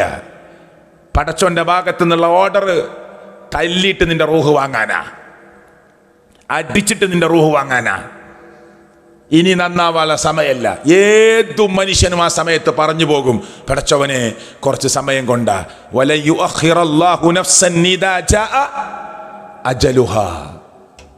കുറച്ച് സമയം നീട്ടിക്കിട്ടിയാൽ എന്ന് എല്ലാവരും ആലോചിക്കും. പക്ഷെ നീട്ടിക്കൊടുക്കുന്ന പ്രശ്നമില്ല. എത്ര സമയം കിട്ടി? ഇപ്പം ഈ പള്ളിയിരിക്കുന്ന 60 വയസ്സുള്ള ആൾക്ക് 60 കൊല്ലം കിട്ടി. ആദ്യത്തെ 15 കൊല്ലം ബോധമല്ല, കുട്ടിത്തം എന്നൊക്കെ പറഞ്ഞു വിട്ടോ. എന്നാൽ 45 കൊല്ലം കിട്ടി ശരിയാവാൻ. 30കാരന് മിനിമം 15 കൊല്ലം കിട്ടി ശരിയാവാൻ. എന്നിട്ട് മരിക്കണം എന്ന് പറയാ കുറച്ച് സമയം കൊണ്ട് റബ്ബേ ശരിയായിക്കൊള്ളാന്ന്. എന്നാ മരിക്കണത് ചിലപ്പോൾ 45, ചിലപ്പോൾ 50, ചിലപ്പോൾ 60. എന്നിട്ട് പറയാ കുറച്ച് സമയം കൊണ്ടാ. ഇപ്പൊ തന്നതോ? ഇത്രയും കാലം തന്നതോ? അത് ലിസ്റ്റിലില്ലേ? പക്ഷെ ബോധം ഉണ്ടായിരുന്നില്ല. ഇങ്ങനെ മരണം സംഭവിക്കുമെന്ന് അള്ളാഹുവിന്റെ പ്രവാചകനാണ് പരിശുദ്ധമായ ഖുർആൻ ഓതിയിട്ടാണ് നമ്മളെ പഠിപ്പിക്കുന്നത്. ലോകത്തിലെ ഏറ്റവും വലിയ അഷ്റഫുൽ ഖൽക്കാര മുഹമ്മദ് മുസ്തഫ സല്ലല്ലാഹു അലൈഹി വസല്ലം. നബിയുടെ പേര് കേൾക്കുമ്പോൾ സ്വലാത്ത് പറയണം മനസ്സുകൊണ്ട്. പിശുക്ക് കാണിക്കരുതെന്നാ. ഞാൻ ചൊല്ലൂല, അതൊരു അഹങ്കാര. അങ്ങനെ നമ്മുടെ മനസ്സിൽ തോന്നിയാൽ അതൊന്നും ഇപ്പോൾ പ്രശ്നമൊന്നുമില്ല, ഞാൻ ചൊല്ലൂല, എന്നാലും അഹങ്കാരാണ്. കാരണം അള്ളാന്റെ ഓർഡറാണ്. യാ അയ്യുഹല്ലദീന ആമനൂ, വിശ്വാസികളെ വിളിച്ചിട്ട് അള്ളാഹു തആല പറഞ്ഞു, മുഹമ്മദ് റസൂൽ കരീം സല്ലല്ലാഹു അലൈഹി വസല്ലം മേൽ നിങ്ങൾ സലാം പറയണം, സ്വലാത്ത് ചൊല്ലണം. റബ്ബ് നമ്മെ അനുഗ്രഹിക്കുമാറാകട്ടെ. അപ്പൊ ലോകം കണ്ട അഷ്റഫുൽ ഖൽക്കായ മുഹമ്മദ് മുസ്തഫ സല്ലല്ലാഹു അലൈഹി വസല്ലമ റബീഉൽ അവ്വൽ മാസത്തിൽ ലോകത്തുനിന്ന് വഫാത്താവുക. ആയിഷ ബീവിയുടെ ഷോൾഡറിലേക്ക് ചെരിഞ്ഞു കടന്നു, വേദന കൊണ്ട് ഊർന്നിറങ്ങി. ആയിഷ ബീബി റളിയല്ലാഹു അൻഹയുടെ മടിയിൽ കടന്നു. അഷ്റഫുൽ ഖൽക്കായ മുഹമ്മദ് മുസ്തഫ സല്ലല്ലാഹു അലൈഹി വസല്ലമ ലോകത്തുനിന്ന് വിട പറയുമ്പോൾ കൈകൾ ഇങ്ങനെ ആകാശത്തിലേക്ക് ഉയർത്തി, കാല് ചുരുട്ടി, കാല് നിവർത്തി, കാല് ചുരുട്ടി, കാല് നിവർത്തി, നെറ്റിത്തടം വിയർത്തു കുളിച്ചു, ശരീരമാസകലം വിറക്കാൻ തുടങ്ങി. ആയിഷ ബീവിയോട് പറഞ്ഞു, ഒരു നനഞ്ഞ തുണി കൊണ്ട് എന്റെ നെറ്റികൊന്ന് തുടച്ചുകൊണ്ട് ആയിഷ, യാ ആയിഷ ഇന്നലിൽ മൗത്തി ലസക്കറാത്ത്. എന്തൊരു വേദനയാണ് ആയിഷ മരണത്തിന്. ആരായി പറയണത്? നബി സല്ലല്ലാഹു അലൈഹി വസല്ലം പറഞ്ഞത് എന്താ അറിയോ? വിശ്വാസിയുടെ മരണം എന്ന് പറഞ്ഞാൽ ഒരു കോപ്പയിലെ വെള്ളം വേറൊരു കോപ്പയിലേക്ക് ഇങ്ങനെ ഒഴിക്കുന്നത് പോലെയാവുന്നു. ഒരു പാത്രത്തിലെ വെള്ളം വേറൊരു പാത്രത്തിലേക്ക് ഇങ്ങനെ ഒഴിച്ചാൽ എന്തെങ്കിലും തടസ്സമുണ്ടോ? സ്മൂത്തായിട്ട് ഇങ്ങോട്ട് പോരും. അതുപോലെ മരിക്കും വിശ്വാസി എന്ന ആ വിശ്വാസികളുടെ നേതാവാകുന്ന മുഹമ്മദ് മുസ്തഫ സല്ലല്ലാഹു അലൈഹി വസല്ലം ആയിഷ ബീവിയോട് പറയുന്നത്, യാ ആയിഷ ഇന്നലിൽ മൗത്തി ലസക്കറാത്ത്. എന്തൊരു വേദനയാണ്, എന്തൊരു അസ്വസ്ഥതയാണ് ആയിഷ മരണത്തിന്, സഹിക്കാൻ പറ്റുന്നില്ല. കാലിങ്ങനെ ചുരുട്ടി വായിച്ചു നോക്കും നിങ്ങൾ ഹദീസ്. കാല് നിവർത്തി, കാല് ചുരുട്ടും, കൈ ഇങ്ങനെ ഉയർത്തും. മലക്കുൽ മൗത്ത് വന്ന് നബിയോട് ചോദിച്ച എന്താ അറിയോ? നിങ്ങൾക്ക് ഭൂമിയിൽ തുടരണോ അള്ളാഹുവിൻ്റെ അടുത്തേക്ക് മടങ്ങണോ? നിങ്ങളുടെ സമ്മതം ചോദിച്ചിട്ടേ റൂഹ് പിടിക്കാൻ പാടുള്ളൂ എന്ന് അള്ളാഹ് പറഞ്ഞിട്ടുണ്ട്. നമ്മളോട് സമ്മതം ചോദിക്കോ? ഇല്ല. നബിക്ക് മാത്രം ഖാസാണത്. നബിയോട് മലക്കുൽ മൗത്ത് പറയാണ്, നിങ്ങൾക്ക് ഇവിടെ തന്നെ തുടരണോ അള്ളാഹുവിലേക്ക് മടങ്ങണോ? നിങ്ങളുടെ സമ്മതം ചോദിച്ചിട്ടേ പിടിക്കാൻ പാടുള്ളൂ. നിങ്ങൾക്ക് കുറച്ചും കൂടി കാലം അവിടെ നിൽക്കണം എന്നാണ് നിങ്ങൾ പറയുന്നതെങ്കിൽ ഇപ്പൊ റൂഹ് പിടിക്കാൻ പാടില്ല. അള്ളാഹിന്റെ ഓർഡറാ. അള്ളാഹുവിന്റെ പ്രവാചകൻ പറഞ്ഞു, റബ്ബിലേക്ക് മടങ്ങാനാണ് എനിക്കിഷ്ടം. 63 പോയി. എന്നിട്ടാണ് ഈ വേദന. അബൂബക്കർ സിദ്ദീഖ് റളിയല്ലാഹു 63, അലി റളിയല്ലാഹു 63, ഉമർ ഇബ്നുൽ ഖത്താബ് റളിയല്ലാഹു 63, ഉസ്മാൻ ഇബ്നു അഫ്ഫാൻ മാത്രമാണ് റളിയല്ലാഹു അൻഹു കുറച്ചുകൂടി മുന്നോട്ട് പോയത്. ബാക്കിയുള്ളവരൊക്കെ 63. ഇനി 63 വല്ല പ്രത്യേകത ഉണ്ടോ? ഒന്നുമില്ല, ഇല്ല. പക്ഷേ 63 കൊല്ലക്കാലമാണ് അവരൊക്കെ ജീവിച്ചത്. 60ൻ്റെയും 70ൻ്റെയും ഇടയിലാണ് നമ്മുടെ ശരാശരി ജീവിതകാലം. 70ൻ്റെ മുകളിൽ ഒരാൾക്ക് കിട്ടിയാൽ അള്ളാഹു അവന് കൊടുത്ത ബോണസാണ്. അതിന് പ്രത്യേക ചോദ്യമുണ്ട്. 70ൻ്റെ മേലെ കിട്ടിയാൽ അത് പ്രത്യേകമായ ഒരു ബോണസായി കിട്ടിയതാണ്. അതിന് പ്രത്യേക ചോദ്യം ഉണ്ടാവും. ശരാശരി ബൈന 60 വ 70, 60ൻ്റെയും 70ൻ്റെയും ഇടയിലാണ് എൻ്റെ ഉമ്മത്തിൻ്റെ ശരാശരി ജീവിതകാലമെന്ന് മുഹമ്മദ് മുസ്തഫ സ്വല്ലല്ലാഹു അലൈഹി വസല്ലം. ഇത്ര കൊല്ലമുള്ളൂ നമുക്കിവിടെ ജീവിക്കാനുള്ള ആകെ. അതിലിപ്പോൾ എത്ര കൊല്ലം തീർന്നു? ഇനി 60 കൊല്ലം നമ്മൾ 70 കൊല്ലം നമ്മൾ ജീവിച്ചാൽ ഈ സദസ്സിലിരിക്കുന്ന എത്രയോ ആളുകളുടെ ജീവിതത്തിൻ്റെ 3/4 ഭാഗവും പകുതിയൊക്കെ തീർന്നില്ലേ? പലർക്കും ജീവിച്ചത്ര ഇനി ജീവിക്കുമെന്ന് വല്ല പ്രതീക്ഷയുണ്ടോ? ഉണ്ടോ? ഇല്ല. എന്നിട്ടും നമ്മൾ മരണത്തെക്കുറിച്ച് ആലോചിക്കണില്ലേ? മരണത്തെക്കുറിച്ച് ചിന്തിക്കുന്നില്ലേ? നമ്മൾ എവിടെയെങ്കിലും പോയി ഒളിച്ചാൽ ആ മരണം നമ്മളെ വിട്ടുപോകുമെന്ന് നമ്മൾ ആരെങ്കിലും വിചാരിക്കുന്നുണ്ടോ? ഇല്ല, സാധ്യമല്ലല്ലോ. ഖുൽ ഇന്നൽ മൗതല്ലദീ തഫിറൂന മിൻഹു ഫഇന്നഹു മുലാഖീകും ثم تردون إلى عالم الغيب والشهادة. ദൃശ്യവും അദൃശ്യവും അറിയുന്ന റബ്ബിലേക്ക് നിങ്ങളെ മടക്കി കൊണ്ടുപോകും. ഖുൽ, പറയൂ നബിയേ, ഇന്നൽ മൗതല്ലദീ തഫിറൂന മിൻഹു ഫഇന്നഹു മുലാഖീകും. നിങ്ങൾ എവിടെ പോയി ഓടി ഒളിച്ചാലും, എവിടേക്ക് നിങ്ങൾ ഓടിയാലും മരണം നിങ്ങളെ തേടിയെത്തും. എനിക്ക് മക്കളെ ജിദ്ദെന്ന് വരാൻ പറ്റണില്ല. 15 വർഷം മുമ്പത്തെ ഒരു വാർത്ത, പേപ്പർ പ്രസ്സാണ്. എന്തോ ചെറിയ കേസിൽ കുടുങ്ങിയിട്ടുണ്ട്. എന്നാൽ അവിടെ സുഖമായിട്ട് കച്ചവടമൊക്കെ ചെയ്താൽ കേസ് വീട്ടിയാൽ മതി, പ്രശ്നം തീർത്താൽ മതി. പക്ഷെ വരാൻ പറ്റൂല. അതുകൊണ്ട് നിങ്ങളെ കാണാൻ ആഗ്രഹമുണ്ട്. ഭാര്യയോട് മക്കളോട് 2 കുട്ടികൾ അവരങ്ങോട്ട് കൊണ്ടുപോയി. ജിദ്ദ എയർപോർട്ടിൽ ഇറങ്ങി. കൂട്ടുകാരൻ്റെ കാറിൽ റൂമിലേക്ക് പോകുമ്പോൾ മറ്റൊരു വാഹനം ഇടിച്ചു, ഭാര്യ മരിച്ചു. കുടുംബക്കാർ പറയാണ്, മരിക്കാനായിട്ട് അവൾ പോയി. 5-8 കൊല്ലം അവർ തമ്മിൽ കണ്ടിട്ടില്ല കേട്ടോ. വീഡിയോ കോളൊന്നുമില്ല. ഫോണിൽ കൂടി ഇങ്ങനെ വിളിക്കുക, ഈ ഒരൊറ്റ സംസാരം മാത്രം കേൾക്കല. എന്നിട്ടൊന്ന് കാണാൻ കൊതിച്ച് അങ്ങോട്ട് പോയി പേപ്പറുകളൊക്കെ കൂട്ടുകാർ കൂടി പൈസ കൊടുത്ത് സഹായിച്ച് അങ്ങോട്ട് കൊണ്ടുപോവുക. എന്നിട്ട് എയർപോർട്ടിൽ ഇറങ്ങി. കൂട്ടുകാരൻ്റെ കാറിൽ അവർക്ക് വേണ്ടി താമസ സൗകര്യം ഒരുക്കിയ റൂമിലേക്കുള്ള യാത്രക്കിടയിൽ വാഹനം ഇടിച്ച് ഭാര്യ മരിച്ചു. അള്ളാൻ്റെ തീരുമാനം നിങ്ങൾ 2 ആളും ഒരുമിച്ച് ജീവിക്കേണ്ടതാണോ? ആണ്. എന്താ അതിൽ ഖൈർ നമുക്കറിയില്ല, അള്ളാഹുവിന് മാത്രം. അള്ളാഹു ആലം.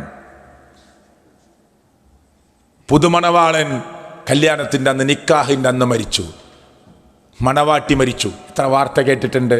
അള്ളാൻ്റെ തീരുമാനം അങ്ങനെയാണ്. കുടുംബത്തിനും അവർക്കുമുള്ള കടുത്ത പരീക്ഷണമാണ്. നമ്മുടെ ഡേറ്റ്, ഈ പള്ളിയിൽ വന്നിരിക്കുന്ന ഓരോരുത്തരുടെയും ഡേറ്റ് മലക്കുൽ മൗത്തിന് കൊടുത്തു കഴിഞ്ഞിട്ടുണ്ട്. നമ്മുടെയൊക്കെ ഡേറ്റ്. പിന്നെ എന്തിനാ കൂട്ടരെ നമ്മൾ അഹങ്കരിക്കുന്നത്? നമ്മുടെയൊക്കെ ഡേറ്റ് കൊടുത്തു കഴിഞ്ഞിട്ടില്ലേ? നമ്മൾ എവിടെ ഓടിച്ചാലും, എവിടെ ഓടിയാലും, ഏത് കോട്ടക്കുള്ളിൽ പോയി ഒളിച്ചാലും, ഖുൽ ഇന്നൽ മൗതല്ലദീ തഫിറൂന മിൻഹു ഫഇന്നഹു മുലാഖീകും സുമ്മ തുറദ്ദൂന ഇലാ ആലിമിൽ ഗൈബി വശ്ശഹാദ. ദൃശ്യവും അദൃശ്യവും അറിയുന്ന റബ്ബിൻ്റെ അടുക്കിലേക്കാണ് നിങ്ങളുടെ മടക്കം. എന്നിട്ട് ഈ പള്ളിയിൽ ഇരിക്കണപ്പോൾ നമ്മളിൽ ഭാര്യയും ഭർത്താവും തമ്മിൽ പ്രശ്നമുള്ളവരുണ്ടാവും. കുറച്ചു കാലം അവിടെ ജീവിക്കുക. കുശുമ്പും കുറുമ്പും വാശിയും വടക്കും വക്കാണുമായിട്ട് ജീവിക്കേണ്ടതാണോ? കുറച്ചു കാലം വിട്ടുകൊടുക്കൂല. ജ്യേഷ്ഠനും അനിയനും ഉണ്ടാത്തവരുണ്ടാവും. നഅൂദുബില്ലാ. 3 ദിവസത്തിൽ കൂടുതൽ തെറ്റാൻ പാടില്ല എന്ന്. എന്നിട്ട് പെരുന്നാളിൻ്റെന്നൊക്കെ കെട്ടിപ്പിടിച്ചിട്ട് ആളുകളെ കെട്ടിപ്പിടിച്ച് ആലിംഗനം ചെയ്ത് അപ്പുറത്തേക്ക് ഇപ്പുറത്തേക്കൊക്കെ ആക്കിയിട്ട് പിന്നെ അഞ്ചം വരുമ്പോൾ അങ്ങോട്ടിരിഞ്ഞ്, എളാപ്പാനെ കാണുമ്പോൾ അങ്ങോട്ടിരിഞ്ഞ്, മൂത്താപ്പാനെ കാണുമ്പോൾ അങ്ങോട്ടിരിഞ്ഞ്. നീ നാട്ടുകാരെ കെട്ടിപ്പിടിച്ചിട്ട് എന്താ കാര്യം? എന്താ കാര്യം? അത് ജാടയല്ലേ? വെറും പുറംപൂച്ച മാത്രമാണത്. ജാട. ഒരു പ്രതിഫലങ്ങൾ പ്രതീക്ഷിക്കണ്ട. മരണബോധം ഉണ്ടെങ്കിൽ ഈ പണി ചെയ്യോ? എന്തിനാ തെറ്റിയത്? പാപ്പാന്റെ സ്വത്ത് ഓരി വെച്ചപ്പോൾ ആ മൂല എനിക്ക് വേണമെന്ന് പറഞ്ഞ്, അതിൽ ചെറിയ അഞ്ചൻ പറഞ്ഞു എനിക്കാണ് ആ മൂല വേണ്ടത്, അപ്പൊ നടുക്കത്തോൻ പറഞ്ഞു എനിക്കാ വേണ്ടത്. എന്നാ പിന്നെ നറുക്കിടാറിന് മധ്യസ്ഥന്മാര് അങ്ങനെ നറുക്കിട്ട് കിട്ടിയപ്പോൾ പിന്നെ പോര് എനിക്ക് കിട്ടേണ്ടതായിരുന്നു എന്ന്. അത്രേ ഉള്ളൂ. അതിനപ്പം തെറ്റിക്കണത്. അതിന് തെറ്റിയതാ. ഇവർക്ക് സ്ഥലം കിട്ടിയിട്ടില്ല. ഉണ്ട്, ഇവന് കിട്ടിയ പോലെ കിട്ടിയിട്ടുണ്ട്. അതേ മൂല്യമുള്ള സ്ഥലം ഇവനും കിട്ടിയിട്ടുണ്ട്. പക്ഷെ ആ മൂല കിട്ടിയില്ല. അത്ര മതി. അതിന് തെറ്റി. അല്ലെങ്കിൽ അനുജന്റെ കുട്ടിയും നമ്മളെ കുട്ടിയും തമ്മിലൊരു അങ്ങോട്ട് ചെറിയ കുട്ടികളൊന്ന് അടിപിടി കൂടി, അതിന് നമ്മളെ ഭാര്യ അഞ്ചന്റെ ഭാര്യയും തമ്മിൽ അങ്ങോട്ടും ഇങ്ങോട്ട് വർത്താനായി, അതിന് നിങ്ങൾ രണ്ടാളും തെറ്റി. ഇത്രയേ ഉള്ളൂ. പിന്നെ മിണ്ടാൻ തോന്നുന്നില്ല. അതുകൊണ്ട് ഭയങ്കര കെട്ടിപ്പിടുത്താണ്. പള്ളിയിൽ നിന്ന് 1-ാമത്തെ സൊഫിൽ വന്നിരുന്ന അള്ളഹാനോട് പറയാ, പഠിച്ചോരെ പുറത്തു കൊണ്ടല്ല, നല്ലോണം പുറത്തു വരൂ. മാപ്പ് കൊണ്ടല്ല, പുറത്തു കൊണ്ടല്ല. മനസ്സ് വിശാലതല്ല, ഹൃദയം വിശാലതല്ല. അല്ല മാപ്പ് തരുമോ? അല്ല പുറത്തു തരുമോ? ഇതൊക്കെയല്ലേ നമ്മളെ മനസ്സിൻ്റെ ഉള്ളിൽ. പിന്നെ നമ്മൾ എന്തൊരുക്കാണ് നടത്തിയത്? അതാണ് ഞാൻ ഓരോന്നോരോന്നായി ചോദിക്കാൻ വിചാരിച്ചത്. നമസ്കാരം. അള്ളാഹു നമ്മെ അനുഗ്രഹിക്കുമാറാകട്ടെ. ജമാഅത്ത്, ഈ പള്ളിയിൽ ഇപ്പം ഇരിക്കുന്ന ആളുകൾ, നിങ്ങളെ ജമാഅത്ത് ഈ പള്ളിയിലോ വേറെ ഏതെങ്കിലും പള്ളിയിലോ ജമാഅത്ത് നിങ്ങൾക്ക് നഷ്ടമായിട്ടുണ്ടോ? എന്തിൻ്റെ കാരണത്താല?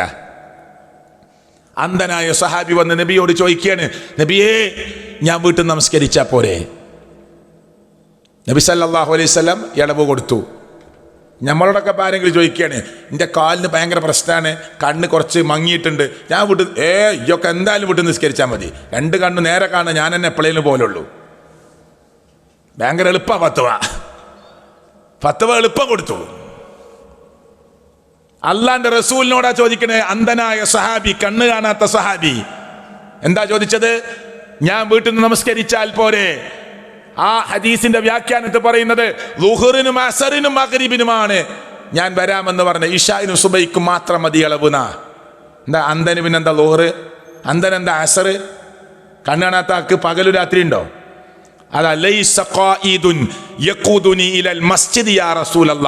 എന്നെ പള്ളിയിലേക്ക് കൊണ്ടുവരാൻ ഒരാളില്ല നബിയെ.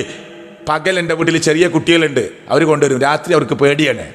അതുകൊണ്ട് രാത്രി ഞാൻ വീട്ടിൽ നിസ്കരിച്ചാൽ പോരെ എന്നാണ് ആര് ചോദിക്കുന്നത്? അന്ധനായ സഹാബി. നബി പറഞ്ഞു മതി, കുഴപ്പമില്ല. പോയി റഖ്ഖസലഹു, ഇളവ് കൊടുത്തു. ഫലമ്മ വല്ല, ഈ ഉത്തരം കേട്ട് സഹാബി പോകുമ്പോ ദആഹു, നബി സല്ലല്ലാഹു അലൈഹി വസല്ലം തിരിച്ചു വിളിച്ചു. എന്നിട്ട് ചോദിച്ചു, ഹൽ തസ്മഉ നിദാ, വീട്ടിൽ ബാങ്ക് കേൾക്കോ? നഅം, കേൾക്കും നബിയെ. ഖാല ഫഅജിബ്, എന്നാ പള്ളിയിലെത്തണം. എന്നാ പള്ളിയിലെത്തണം. ആരോട്? അന്ധനായ സ്വഹാബിയോട്. നമ്മളെ ജമാഅത്ത് എന്തിനാ പോയത്? കണ്ണാണയിട്ട ആണോ? എന്തിനാ പോയത്? വെറുതെ ആവശ്യമില്ലാതെ അങ്ങോട്ടും ഇങ്ങോട്ടും വർത്താനം പറഞ്ഞു എന്നിട്ട് എന്നിട്ട് പറയാന് കേട്ടോ അസ്തഗ്ഫിറുല്ലാഹ്, ജമാഅത്ത് പോയി. അങ്ങനെ എത്ര വട്ടം പറഞ്ഞിട്ടുണ്ട്? ആദ്യമായിട്ട് സംഭവിക്കുകയാണോ? എന്ത് ഉദറാണ് അള്ളാന്റെ കോടതിയിൽ നമ്മൾ പറയാ? അപ്പൊ നമ്മുടെ നമസ്കാരത്തിന്റെ പാക്കേജ്, അതിന്റെ കിറ്റ് റെഡിയാണോ എന്നാണ് എൻ്റെ 1-ാമത്തെ ചോദ്യം. പുരുഷന്മാർ ഒരിക്കലും മുഖീമായ, ആരോഗ്യവാനായ, പ്രായപൂർത്തിയെത്തിയ ഒരൊറ്റ പുരുഷനും ഫർളായ നമസ്കാരം വിട്ട് നമസ്കരിക്കാൻ പാടില്ല. നിർബന്ധമായി ജമാഅത്തിനെത്തണം. എത്താത്തവരുടെ വീട് ഞാൻ കത്തിച്ചു കളഞ്ഞാലോ ലക്കത് ഹമംതു, ഞാൻ അങ്ങനെ ചിന്തിച്ചു പോയി എന്ന് മുഹമ്മദ് മുസ്തഫ. ജമാഅത്തിനെത്താത്ത ആളുകളുടെ വീട് അങ്ങ് തീ കൊടുത്താലോ എന്ന് ഞാൻ ആലോചിച്ചു. പറഞ്ഞിട്ടില്ല ഹദീസിൽ? ഒരാൾ നബിയെ സുബൈന്റെ നേരത്ത് വീട് കയറി താമസത്തിന് വിളിച്ചു. നിങ്ങൾ നബിയെ എൻ്റെ വീട്ടിൽ വന്ന് സുബഹിസ്കരിക്കണം. നബി ചോദിച്ചു, ഈ ചെയ്ത്താനാ? നമ്മളെ നാട്ടിലൊക്കെ ഉണ്ട് അങ്ങനെ പരിപാടി. നിൻ്റെ വീട് കയറി താമസമാണ്, നിങ്ങളെല്ലാവരും മഗ്‌രിബിസ്കരിക്കാൻ അങ്ങോട്ട് തളർന്ന്. ഭയങ്കര സന്തോഷത്തിൽ എന്നാൽ പോവുകയാണ്. അവിടെ പോയി നിസ്കാരമൊക്കെ കഴിഞ്ഞ് അവിടെ ഇരുന്ന് ഭക്ഷണം കഴിച്ച് ഭയങ്കര വർത്താനാ. പാടില്ല. പറയാ സുന്നത്ത് നിസ്കരിക്കണമെങ്കിൽ വേണേൽ എൻ്റെ വീട്ടിൽ വരാം. ഫർള് പള്ളിയിൽ, മനസ്സിലായില്ലേ? ഫർള് പള്ളിയിലാണ്. ജമാഅത്തിന് പുരുഷനെത്തണം, സ്ത്രീക്ക് നിർബന്ധമല്ല. വേണമെങ്കിൽ വരാം. അത് കുറേ ഇളവുകളുണ്ട്. വന്നാൽ അവർക്കും കിട്ടും 27 ഇരട്ടി പ്രതിഫലം. മൈമൂന പള്ളി നിസ്കരിച്ചാൽ ഒക്കെ 27 ളുഹർ നിസ്കരിച്ച കൂലി കിട്ടും. വീട്ടിൽ നിസ്കരിച്ചാൽ ഒറ്റ ളുഹറിൻ്റെ കൂലി ഉണ്ടാവുള്ളൂ. അസർ ആയിഷ പള്ളിയിൽ ഒന്ന് നിസ്കരിച്ചു, 27 ഇരട്ടി പ്രതിഫലം കിട്ടും. സുബൈക്ക് പോലും അള്ളാഹുവിൻ്റെ പ്രവാചകന്റെ കൂടെ നമസ്കരിക്കാൻ പള്ളിയിൽ മൂടിപ്പൊതച്ച് അവിടുത്തെ മുഅ്മിനാത്തുകളായ സ്ത്രീകൾ വരുമെന്ന് ആയിഷ ബിബി റളിയല്ലാഹു അൻഹാ. ലാ യഅരിഫുഹുന്ന അഹദും മിനൽ ഗലസ്, ഇരുട്ടുകൊണ്ട് അവരെ തിരിച്ചറിയുമായിരുന്നില്ല എന്ന് ആയിഷ ബിബി റളിയല്ലാഹു അൻഹാ. നിസ്കരിക്കാൻ സുബൈക്ക് വരെ പള്ളിയിൽ വരും. നിസ്കാരം കഴിഞ്ഞ ഉടൻ അവർ വീട്ടിലേക്ക് മടങ്ങിപ്പോകും. ഇരുട്ട് മാറുന്നതിന് മുമ്പ് അവർ വീട്ടിലെത്തും. ഇരുട്ടുകൊണ്ട് ആരാണ് പോകുന്നതെന്ന് തിരിച്ചറിയുമായിരുന്നില്ല. അതിന് പണ്ഡിതന്മാർ ഉസ്താദന്മാർ പറഞ്ഞു കൊടുക്കൽ എന്താ അറിയോ? അത് വീട്ടിൻ്റെ ഉള്ളിലത്തെ പള്ളിയാണ്. പിന്നെ ആർക്കായി തിരിച്ചറിയാത്തത്? ഭർത്താവിനോ? അങ്ങനെ ഹദീസൊക്കെ ഉണ്ട്. ആയിഷ ബീവി ധരിച്ചതാണ്, ബുഖാരിയിൽ വന്നതാണ്, ശരി തന്നെയാണ്. പക്ഷേ അത് വീട്ടിൻ്റെ ഉള്ളിലത്തെ പള്ളിയാണ്. അന്നത്തെ വീടാണ് ഈത്തപ്പന ഓല കൊണ്ട് മറച്ചുണ്ടാക്കിയ വീടാ. നിസ്കാരം കഴിഞ്ഞാൽ അവർ അവരുടെ വീടുകളിലേക്ക് മടങ്ങിപ്പോകും. അപ്പോൾ കുട്ടീനോട് വാപ്പ ചോദിച്ചു, ഉമ്മ എവിടെയാണ്? അപ്പുറത്തെ റൂമിൽ നിസ്കരിച്ച് അടുക്കളയ്ക്ക് പോയപ്പോൾ ഉമ്മ നിസ്കാരം കഴിഞ്ഞ് വീട്ടിൽ പോയിന്ന്. ഉണ്ടാവും അങ്ങനെ? ഇത് ഹദീസിലുള്ളതല്ലേ, ഹദീസിൽ വന്നതല്ലേ. അപ്പൊ അവർക്ക് ഇഷ്ടമുണ്ടെങ്കിൽ വരാം, വന്നാൽ അവർക്കും കിട്ടും പ്രതിഫലം. ചോദിച്ചാൽ അനുവാദം കൊടുക്കണം, തടയാൻ പാടില്ല. അതാ നിയമം. ആ നിയമത്തിൽ നമ്മൾ നിൽക്കണം. പക്ഷെ പുരുഷന്മാർ ജമാഅത്തിന് വരൽ നിർബന്ധമാണ്. സുബഹിയുടെ സമയത്ത് ഉറങ്ങിക്കിടക്കുന്ന ഭർത്താവിന്റെ മുഖത്ത് വെള്ളം തെളിച്ച് ആ ഭർത്താവിനെ വിളിച്ചുണർത്തി പള്ളിയിലേക്ക് പറഞ്ഞയക്കുന്ന മർഅത്തുൻ സ്വാലിഹ, സദ്വൃത്തയായ ഒരു പെണ്ണിനെ നിങ്ങൾ പ്രതീക്ഷിക്കണമെന്ന് പണ്ഡിത ലോകം നമ്മളെ പഠിപ്പിക്കുന്നു. അങ്ങനത്തെ ഒരു ഭാര്യനെ നമുക്ക് കിട്ടേണ്ടത്. എത്രക്കാ ജമാഅത്ത്? ഉണരുമ്പോൾ ചോദിക്കുക 5:40 ഇപ്പം എത്രയായി? 5:35. ഇന്ന് ഞാൻ അതായാലും നടക്കൂല. അപ്പോൾ ഓളും പറയാം, എന്നാ കുറച്ചുകൂടി ഇറങ്ങിക്കോളിന്ന്. എളാപ്പാൻ്റെ മൂത്താപ്പാൻ്റെ കുട്ടികൾ ഒച്ചുണ്ടാക്കിയപ്പോൾ നിസ്കരിക്കാതെ കിടക്കേണ്ട ഭർത്താവാ. എൻ്റെ ഭാര്യ അറിയാണ്, മൂപ്പര ഉണർത്താൻ നിൽക്കണ്ട, പോയിക്കോളി അവിടെ നിന്ന്. കാരണം എണീച്ച് നിസ്കരിച്ചാൽ സ്വർഗത്ത് പോവും. എണീറ്റ് നിസ്കരിച്ചാൽ സ്വർഗത്ത് പോവും. അതുകൊണ്ട് ഒച്ചുണ്ടാക്കരുത്, മൂപ്പര ഉറങ്ങിണ്ട് എന്ന്. കാരണം എങ്ങനെയല്ല അറിഞ്ഞ് എണീക്കരുത് എന്നാണ്. എന്ത് ദീനാണുള്ളത്? അപ്പോൾ എന്ത് ദീനാണ്? അപ്പൊ നിസ്കാരത്തിന്റെ കാര്യത്തിൽ ജാഗ്രതയുണ്ടാകണം. 2, സക്കാത്ത്. ഖുർആനിൽ എവിടെയൊക്കെ നിസ്കാരത്തെ പറ്റി പറഞ്ഞു, അധിക സ്ഥലത്തും സക്കാത്ത് പറഞ്ഞു. എത്രയാണ് കൊടുക്കേണ്ടത്? 100 രൂപക്ക് 2.50. അത് നമ്മളതല്ല എന്നാണ് വിചാരിച്ചാൽ മതി. 1025, 10,250, 1,02,500, അത്രേ ഉള്ളൂ. ചില ആളുകൾ പറയും, സക്കാത്തിൻ്റെ ആളുകളൊക്കെ ചോദിച്ചപ്പോൾ ഞാൻ കൊടുത്തു. എത്രയൊന്നും നോക്കിയില്ല, കുറച്ച് കൊടുത്തു. പറ്റൂല, കണക്ക് കൂട്ടി വെക്കണം, എന്നാലേ സക്കാത്ത് വീടുള്ളൂ. അതിൻ്റെ അവകാശികൾക്ക് കൊടുക്കണം. കറക്റ്റ് കണക്ക് കൂട്ടണം. സക്കാത്ത് 2.5% കൊടുക്കണം. 10.5 പവൻ സ്വർണം ഉണ്ടോ, 11 പവനുണ്ടോ, എല്ലാറ്റിനും കൊടുക്കണം. പണ്ഡിത ലോകം സൂക്ഷ്മതയുടെ ഭാഗമായി പറഞ്ഞു, അതിൻ്റെ താഴെയുള്ളവർ വേണമെങ്കിൽ കൊടുക്കാതിരിക്കാം. ഇപ്പൊ ചില പണ്ഡിതന്മാർ പ്രസംഗിക്കുന്നുണ്ട്, അണിയുന്ന ആഭരണമായി, അണിയാൻ ഉദ്ദേശിച്ച ആഭരണമായി 100 പവൻ ഉണ്ടെങ്കിലും കൊടുക്കണ്ടാന്ന്. സുഖമായി പോയി എന്നാല് അല്ലേ? 100 പവൻ സ്വർണത്തിന് എത്ര വില? എത്രയാവും? 60 ലക്ഷം. എത്ര? 65 ലക്ഷം. പറഞ്ഞോളി, ഇനി പൊടിക്കൊന്നും വേണ്ട. 65 ലക്ഷം. ഈ 65 ലക്ഷം ഉള്ള ആള് കൊടുക്കണ്ട. പാടത്ത് പണിയെടുത്ത് 6 കിൻഡൽ അരിയുടെ പൈസ ഉണ്ടാക്കിയോ കൊടുക്കണം. അണിയാൻ ഉദ്ദേശിച്ച് വാങ്ങിയ സ്വർണത്തിന് കൊടുക്കണ്ട. സുഖമായി പോയി. കാരണം സ്വർണം വാങ്ങി വെച്ചാൽ മതിയല്ലോ, സക്കാത്ത് കൊടുക്കണ്ട. മനസ്സിലായില്ലേ? അത് എവിടുത്തെ നിയമമാണ്? പണ്ഡിതന്മാർ പറഞ്ഞു 1.5 പവന്റെ താഴെയാണെങ്കിൽ കൊടുക്കണ്ട. അതിൻ്റെ മുകളിൽ 12 ഉണ്ട്, 12 പവൻ എത്ര കിട്ടും? അതിൻ്റെ 2.5% കൊടുക്കണം. ശുദ്ധീകരിച്ച സ്വർണമായി. അത് നാളെ പാമ്പായി നമ്മളെ കൊത്തിവലിക്കാൻ പരലോകത്ത് വരില്ല. അപ്പൊ സക്കാത്തിന്റെ വിഷയത്തിൽ നമ്മൾ ഒരു യാത്രക്കൊരുങ്ങിയവനായി മാറിയിട്ടുണ്ടോ? കൊടുത്തിട്ടുണ്ടോ? കണക്ക് കൂട്ടണം. അത് നമ്മെ ശുദ്ധീകരിക്കാനുള്ളതാണ്, നമ്മെ സംസ്കരിക്കാനുള്ളതാണ്, നമ്മുടെ സമ്പത്ത് ശുദ്ധീകരിക്കാനുള്ളതാണ്. ആ അർത്ഥത്തിൽ എൻ്റെ സാമ്പത്തികമായ സക്കാത്തിന്റെ വിഷയത്തിൽ ഞാൻ പ്രിയപ്പെട്ടവരെ റബ്ബിന്റെ മുമ്പിൽ കണക്ക് പറയാത്തവനായി രക്ഷപ്പെട്ടിട്ടുണ്ടോ എന്ന് ആലോചിക്കണം. അള്ളാഹു നമ്മെ അനുഗ്രഹിക്കുമാറാകട്ടെ. പിന്നെ നോമ്പും ഹജ്ജും ഒക്കെ നമ്മൾ പരിശോധിക്കണം. ഇനി ഒരാൾ മരിച്ചു, ഞാൻ വേഗം പറയാണ്, കാരണം മടക്കയാത്ര, പരലോക ചിന്ത രണ്ടും ചേർത്ത് പറയണം. മരിച്ചു ഒരാൾ, പെട്ടെന്ന് കാല് കെട്ടുക, താടി കെട്ടുക, അല്ലേ, തുണി കൊണ്ട് പിന്നെ പുതച്ചിടുക, പ്രിയപ്പെട്ടവരെ പെട്ടെന്ന് കുളിപ്പിക്കുക, പെട്ടെന്ന് നമസ്കരിക്കുക, വേഗം ഖബറിലേക്ക്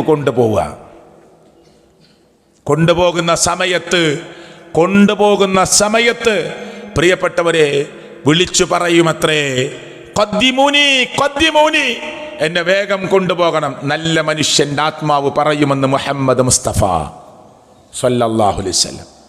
നമ്മൾ നല്ല മനുഷ്യരാണെങ്കിൽ നമ്മുടെ ആത്മാവ് എന്താ പറയുക? എന്നെ വേഗം കൊണ്ടുപോകണം. എന്തിനാ നിങ്ങൾ ഇങ്ങനെ പാത്തു വെക്കുന്നത്? ഓരോ കുടുംബത്തിൽപ്പെട്ട ഒരാൾ ഗൾഫിൽ നിന്ന് വരുന്നുണ്ടെന്ന് പറഞ്ഞ് 2 ദിവസം വെക്കണോ? പെട്ടെന്ന് കൊണ്ടുപോയിക്കോ. അവർക്ക് വേണ്ടി കാത്തിരിക്കാൻ പാടില്ല, ഹറാമൊന്നൊന്നുമല്ല അതിൻ്റെ അർത്ഥം. വേഗം കൊണ്ടുപോവുക. അറബികളൊക്കെ ഓടല മയ്യത്തും കൊണ്ട്, നിങ്ങൾ ശ്രദ്ധിച്ചിട്ടുണ്ടാവും. എന്താണ് ആ ധൃതിപ്പെട്ട് കൊണ്ടുപോകുക എന്നുള്ള ഹദീസിനെ സ്വീകരിക്കുകയാണ് അവർ. വേഗത്തിൽ നടക്കുകയാണ് ഓടുകയെന്ന് ചോദിച്ചാൽ മനസ്സിലാവില്ല, ആ രൂപത്തിലാണ് പോവുക. ഹറമിലൊക്കെ കണ്ടിട്ടില്ലേ നിങ്ങൾ? അത്ര വേഗതയിലാണ് പോവുക. ഖബറിലേക്ക് നമ്മൾ വെക്കുമ്പോൾ ശരിക്കും മനസ്സിലാക്കണം, 6 അടി മണ്ണിൽ എന്നെയും നിങ്ങളെയും കിടത്തുമ്പോൾ, നമ്മുടെ വീട് ഇപ്പം എല്ലാവരുടെ വീടും നല്ല മോഡലായ വീടാ. ചെറിയ വീടാണ് എന്ന് തോന്നിയാലും റൂമൊക്കെ അത്യാവശ്യം നല്ല സൗകര്യം ഉണ്ടാവും. 2 ബെഡ്റൂമേ ഉള്ളൂ. ആളുകൾ പറയും 2 മതി, പക്ഷെ ഉള്ളത് കുറച്ച് സൗകര്യം വേണം. മുമ്പൊക്കെ 9 റൂം, 10 റൂമൊക്കെയാണ്. ഇപ്പോൾ ആരുണ്ടാക്കുമ്പോഴും പറയും, ഏത് സാധാരണക്കാരനും പറയും റൂമൊക്കെ ഒരു മിനിമം ഒരു 12 വേണം. അങ്ങനെയല്ല നമ്മളെ ചിന്ത ആണ്. അതിൽ ശീതീകരിച്ച റൂം, AC ഒക്കെ ഇട്ടിട്ട് നമ്മൾ കിടന്നുറങ്ങുക. നമ്മളൊക്കെ ഒന്ന് ഖബറിങ്ങനെ കാണാൻ പോവണം. ഖബറ് കുഴിച്ചു വച്ചിട്ടുണ്ടോ ഒന്ന് എത്തിപ്പാളി നോക്കണം. 6 അടി താഴ്ചയിൽ ഒരു ഖബറ് കുഴിച്ചു വച്ചിട്ടുണ്ട്. അത് നമുക്കുള്ള വീടാണ്. ഒന്ന് മലന്ന് കിടക്കാൻ പോലും അതിൽ സ്ഥലമില്ല പ്രിയപ്പെട്ടവരെ. ഒന്ന് കമയിന്ന് കിടക്കാൻ പോലും അതിൽ സ്ഥലമില്ല പ്രിയപ്പെട്ടവരെ. പള്ളിക്കാട് ഏക്കറക്കണക്കിനുണ്ടെങ്കിലും ഖബറ് വീതിയിൽ കുത്തലുണ്ടോ? ഇല്ല. ചെറിയ ഇടുങ്ങിയ ഖബറ. ഈ ഖബറിലാണ് നാനും നിങ്ങളും നാളെ പോയി കിടക്കേണ്ടത്. നമ്മുടെ വാപ്പ മരിച്ചു, നമ്മുടെ ഉമ്മ മരിച്ചു, എന്നിട്ട് പ്രിയപ്പെട്ടവരെ 3 ദിവസം 4 ദിവസം ആരും വരുന്നില്ല. പള്ളിയിൽ നിന്ന് ഒരു സഹകരണവുമില്ല, നാട്ടിൽ നിന്നൊരു സഹകരണവുമില്ല. പള്ളിക്കാട്ടിലേക്ക് കൊണ്ടുപോകാൻ, നിസ്കരിക്കാൻ, കുളിപ്പിക്കാൻ ആരും വരുന്നില്ല. പോലീസിലേക്ക് വിളിച്ചു പറഞ്ഞിട്ട് നമ്മളെ വാപ്പാനെ കൊടുത്തയക്കും.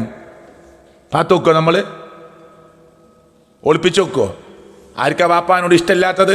ആർക്കാ ഉമ്മാനോട് ഇഷ്ടമില്ലാത്തത്? എന്നിട്ട് മരിച്ചിട്ടാരും വരുന്നില്ല. നമ്മൾ പോലീസ് സ്റ്റേഷനിലേക്ക് വിളിച്ചിട്ട് പറയും, പള്ളി സഹകരിക്കണില്ല, എൻ്റെ വാപ്പ മരിച്ചിട്ടുണ്ട്, ഖബറടക്കാനുള്ള സൗകര്യം ചെയ്തു തരണം എന്ന് പറയില്ലേ? ഈ വീട്ടുകാർ നമ്മളെ കൊണ്ടുപോകാനുള്ളത്. ആ വാപ്പ പോകുമ്പോഴാണ് ഖദ്ദിമൂനി, എന്നെ വേഗത്തിൽ കൊണ്ടുപോകണം. നല്ല മനുഷ്യനല്ലെങ്കിൽ വിളിച്ചു പറയും അഖിറുനി, പെട്ടെന്ന് കൊണ്ടുപോകല്ലേ, ഒന്ന് സാവകാശമാക്ക്. ഖബറിലേക്ക് വച്ചു. 3 പിടി മണ്ണ് വാരിയിട്ടു. ഒന്നും ചെല്ലല്ല അവിടെ കേട്ടോ, അവിടെ ഒന്നും ചെല്ലല്ല. 3 പിടി മണ്ണ് വാരിയിട്ടാൽ മതി. 3 പിടി മണ്ണ് വാരിയിട്ടു.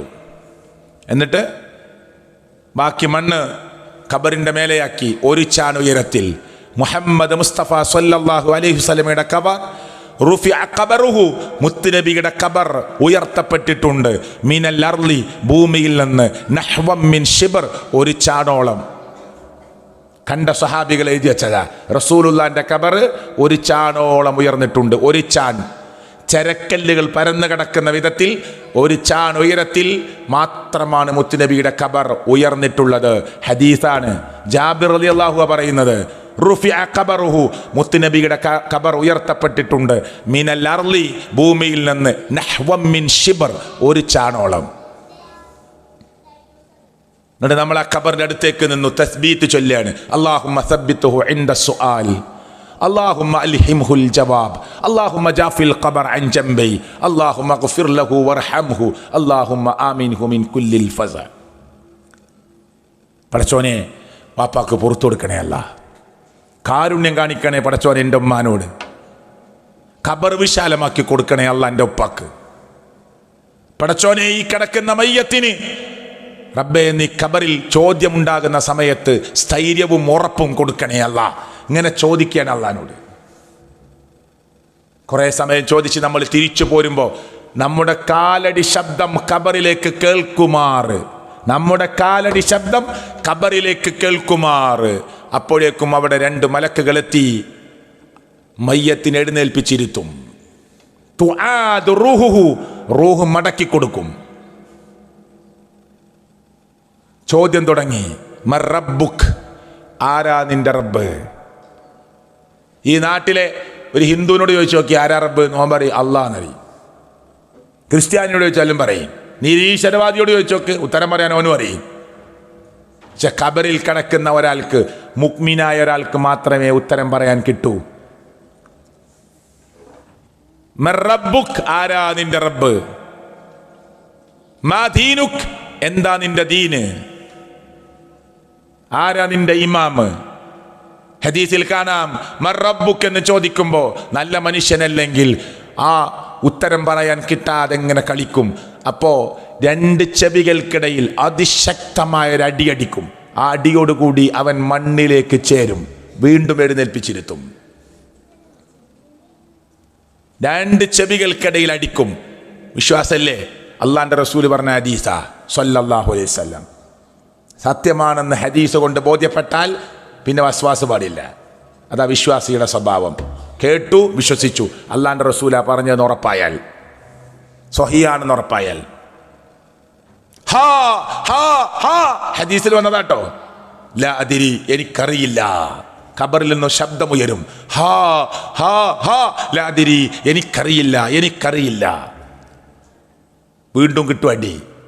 ഈ ശബ്ദം 2 കൂട്ടർ കേൾക്കുകയില്ല. നബി സല്ലല്ലാഹു അലൈഹി വസല്ലം പറഞ്ഞതാ, ഇല്ല സഖലൈനി, 2 ടീമിന് കേൾക്കാൻ പറ്റൂല. അതാരാ?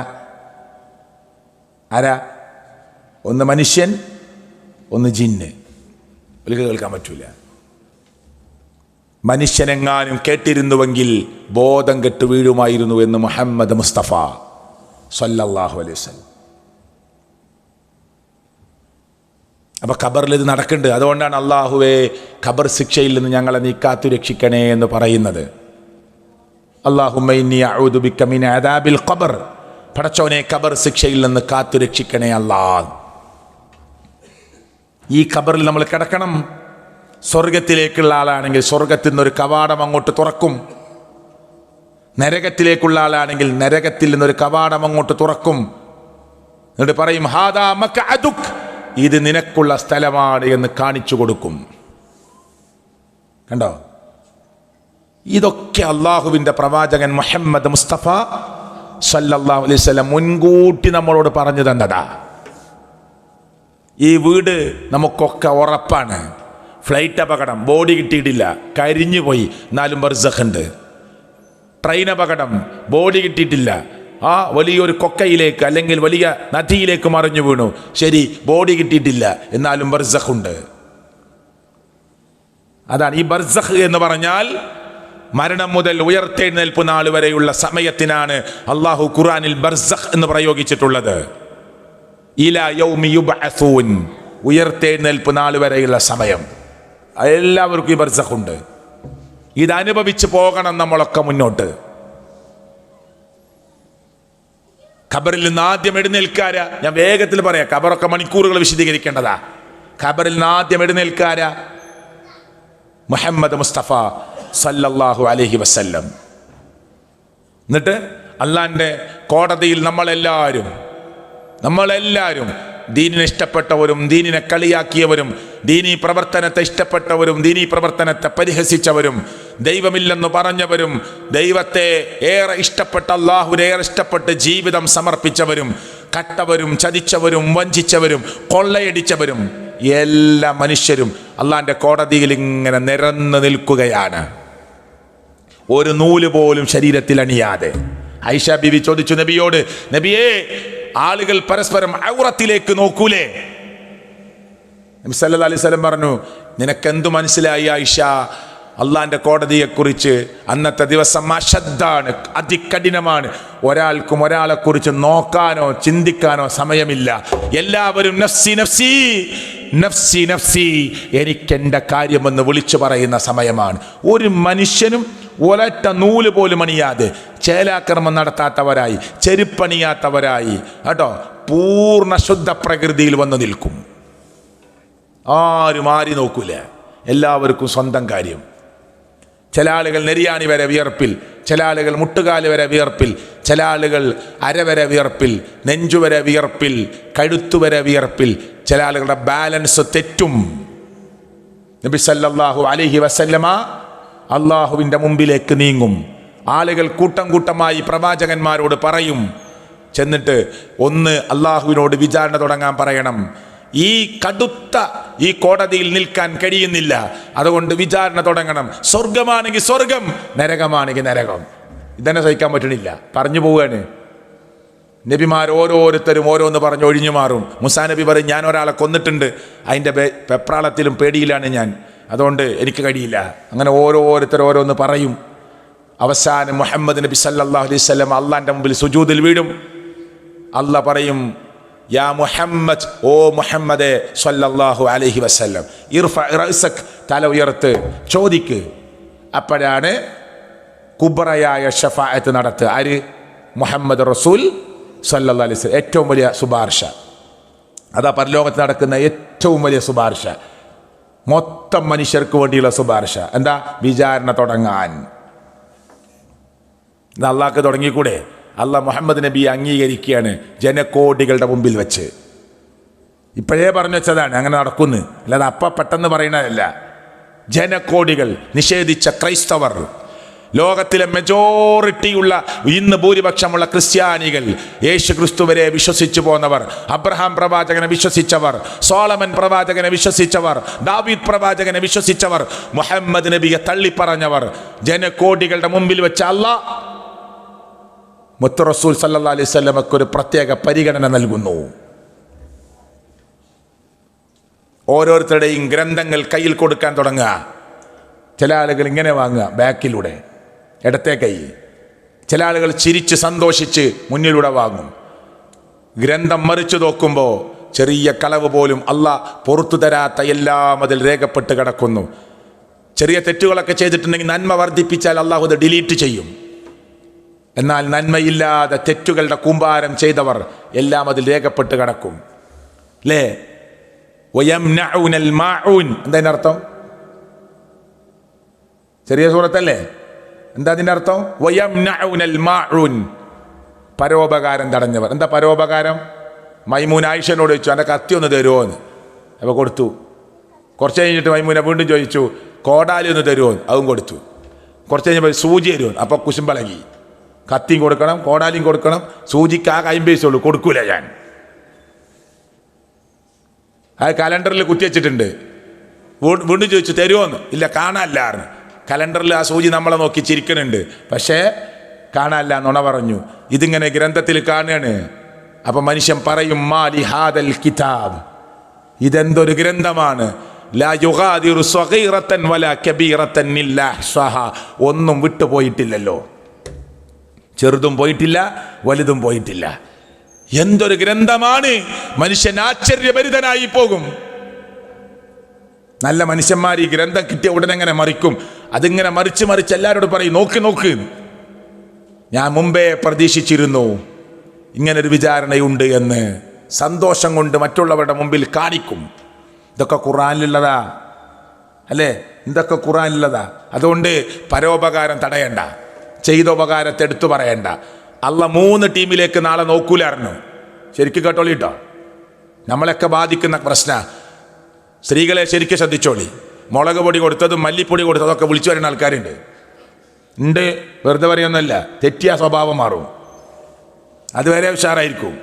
എനിക്ക് എന്താവശ്യം ഉണ്ടെങ്കിൽ എന്നോട് ചോദിച്ചു പറയും. തെറ്റിയൊക്കെ എല്ലാം വിളിച്ചു പറയും. ഉപ്പ് വരെ തന്നിട്ടില്ലേടി എനിക്ക് ഇവിടുന്ന്, നന്ദിയില്ല. ആ നന്ദിക്കല്ല ഉപ്പ് കൊടുത്തത്, മനസ്സിലായില്ലേ? ഒരു നന്ദി വാക്ക് പോലും പ്രതീക്ഷിക്കാൻ പാടില്ല എന്നാണ് അള്ളാന്റെ ഖുർആൻ പറഞ്ഞിട്ടില്ലേ അള്ളാന്റെ ഖുർആൻ? ഒരു ഉപകാരം ചെയ്യുമ്പോൾ ഒരു നന്ദി വാക്ക് പോലും, ശുക്രൻ എന്നൊരു വാക്ക് പോലും പ്രതീക്ഷിക്കാൻ പാടില്ല.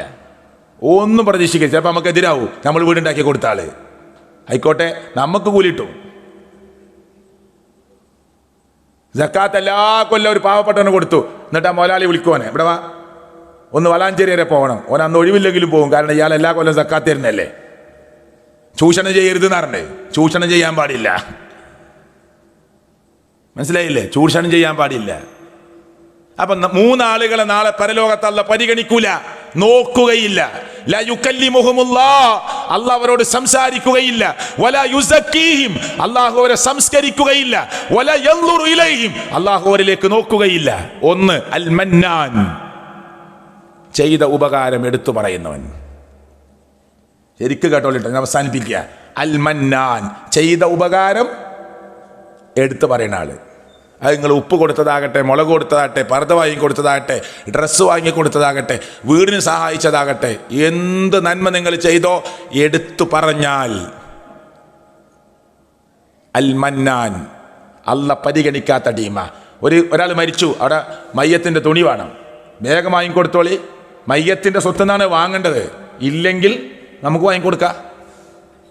അതൊരാൾ വാങ്ങിക്കൊടുത്തിട്ട് എല്ലാവരും കാണാൻ വേണ്ടിയിട്ട്, ഞാൻ മയ്യത്തിൻ്റെ തുണി വാങ്ങി, എവിടെ വെക്കണ്ടേ? എവിടെയും വെച്ചാൽ മതി, ഇത് കാണാൻ വേണ്ടിയിട്ടാ.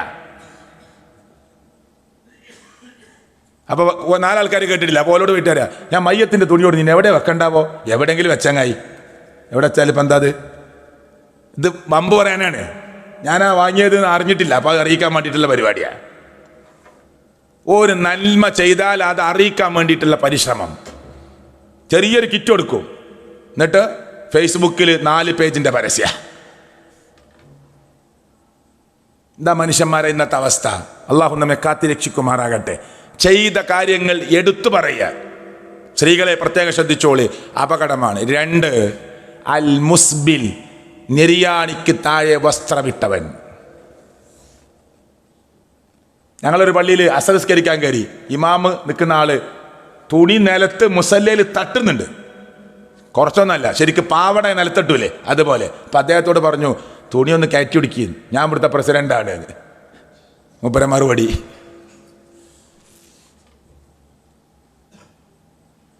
അപ്പൊ പള്ളിന്റെ പ്രസിഡന്റിന് നെരിയാണിക്ക് മേലെ വേണ്ടേ?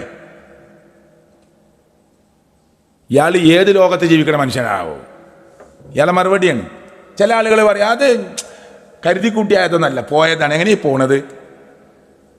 ഇപ്പൊ ശ്രദ്ധിച്ചാൽ മതി. പാൻറ്റൊക്കെ 20 വയസ്സ് വരെ ഒരു മനുഷ്യൻ നീളം വെക്കുള്ളൂ. പിന്നെ തടിയിൽ ചെറിയ ചെറിയ വ്യത്യാസങ്ങൾ ഉണ്ടാവും, തടി കൂടും കുറയും.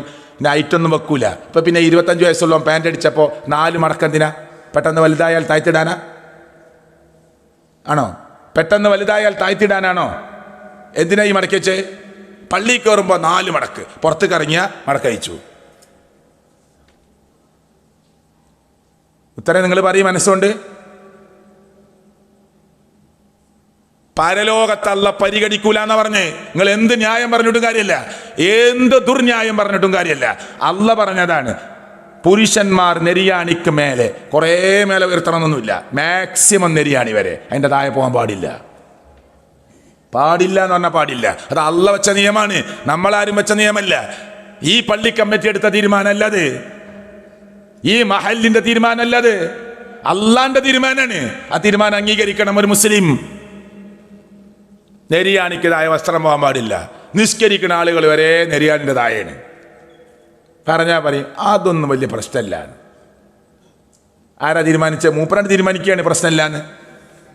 അള്ള പ്രശ്നമുണ്ട് പറഞ്ഞാ, റസൂല് പ്രശ്നമുണ്ട് എന്ന് പറഞ്ഞാ, പരലോകത്ത് നോക്കൂല എന്ന് പറഞ്ഞതാ.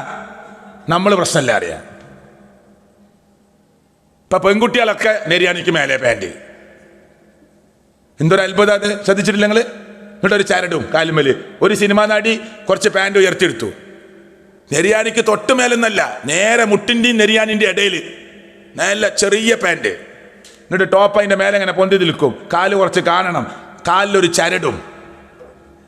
എന്നിട്ട് ഇങ്ങനെ നെളിഞ്ഞ് നടക്കുക, ഹീലുള്ള ചെരുപ്പ് ഇട്ടിട്ട്, ഒരു വടി പോലത്തെ ഹീല് ഇങ്ങനെ നെളിഞ്ഞ് കാസിയാത്തുൻ ആരിയാത്തുൻ മുമയിലാത്തുൻ മായിലാത്തുൻ, ചാഞ്ഞും ചെരിഞ്ഞും നടക്കും ചില സ്ത്രീകൾ. വസ്ത്രമണിഞ്ഞിട്ടും അണിയാത്തവരെ പോലെ ചില സ്ത്രീകൾ വരും. ഞാനല്ല പറയുന്നത്, ഷിയാബടക്കര പറഞ്ഞതല്ല, മുഹമ്മദ് മുസ്തഫ സല്ലല്ലാഹു അലൈഹി വസല്ലം. വസ്ത്രമണിഞ്ഞിട്ടും അണിയാത്തവരെ പോലെ ഡ്രസ് ഇട്ടിട്ടുണ്ട്, വടി ചുറ്റി പിടിച്ച പോലെ, വടിയിൽ ചുറ്റിയ പോലെ, ടൈറ്റുള്ള വസ്ത്രം ഇട്ടിട്ട് ഇടാത്ത പോലെ, നടത്തത്തിൽ ഇങ്ങനെ ചെരിവും ചായ്വും. പടച്ചോൻ ജന്മനാ ഒരു ഹാൻഡിക്യാപ്ഡായ അങ്ങനെ ജനിപ്പിച്ചൊന്നുമല്ല, പിന്നെ ആക്കാണ് ചെരുപ്പൊക്കെ ഇട്ടിട്ട്. ഒരു 6 മാസം കഴിയുമ്പോൾ ഊരവേദന ഉണ്ടാവും. അത് പറഞ്ഞു കൊടുത്ത് നോക്കി നിങ്ങൾ. എന്നാൽ 6 മാസം നെളിഞ്ഞടക്കാലോ, പിന്നല്ലേ ഊരവേദന, അപ്പ കടക്ക. ഈ തോന്നിയാസൊക്കെയാണ് മുസ്ലിം ഉമ്മത്ത് ചെയ്തു കൂട്ടുന്നത്.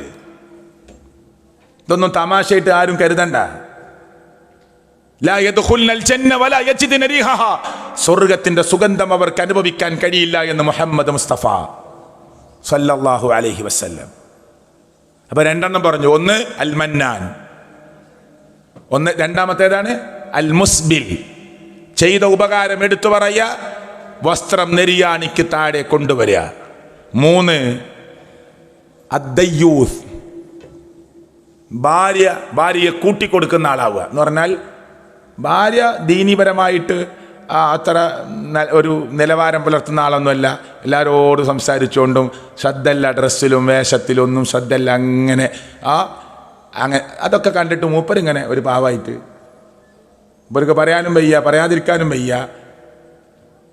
ഇങ്ങനൊക്കെ കൺട്രോൾ ചെയ്യാൻ പറ്റൂലേ? ഓളെ തൊലാക്കല്ലിട്ട് വേറെ പോവുക, വേറെ മാർഗമല്ല. അല്ലാതെ നമ്മൾ ഫാത്തിമി ഓള് മുഹമ്മദും നിന്നിട്ട് കാര്യമല്ല. നമ്മൾ ഫാത്തിമി ഓള് മുഹമ്മദും അങ്ങനെ കാര്യമല്ല. നമ്മൾ മുഹമ്മദ് അർരിജാലു ഖവ്വാമുന അലൻ നിസാ, മേൽനോട്ടം പുരുഷനാണ്. ഇതാണ് അള്ളാഹുവിൻ്റെ ഖുർആൻ പറഞ്ഞത്. ഓള് പറയാണ് ഞാൻ എൻ്റെ ഇഷ്ടപ്രകാരം നടക്കും. നിങ്ങളാരാ ചോദിക്കാൻ? പിന്നെന്ത്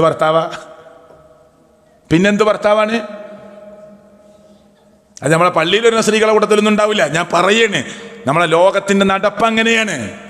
ഇതൊക്കെ അള്ളാഹുവിന്റെ പ്രവാചകൻ മുൻകൂട്ടി നമ്മളെ പഠിപ്പിച്ചു തന്നതാണ്. ഇത് നാളെ പരലോകത്ത് റബ്ബ് പരിഗണിക്കാത്ത ടീമാണ് എന്ന് മുഹമ്മദ് മുസ്തഫ സല്ലല്ലാഹു അലൈഹി വസല്ലം.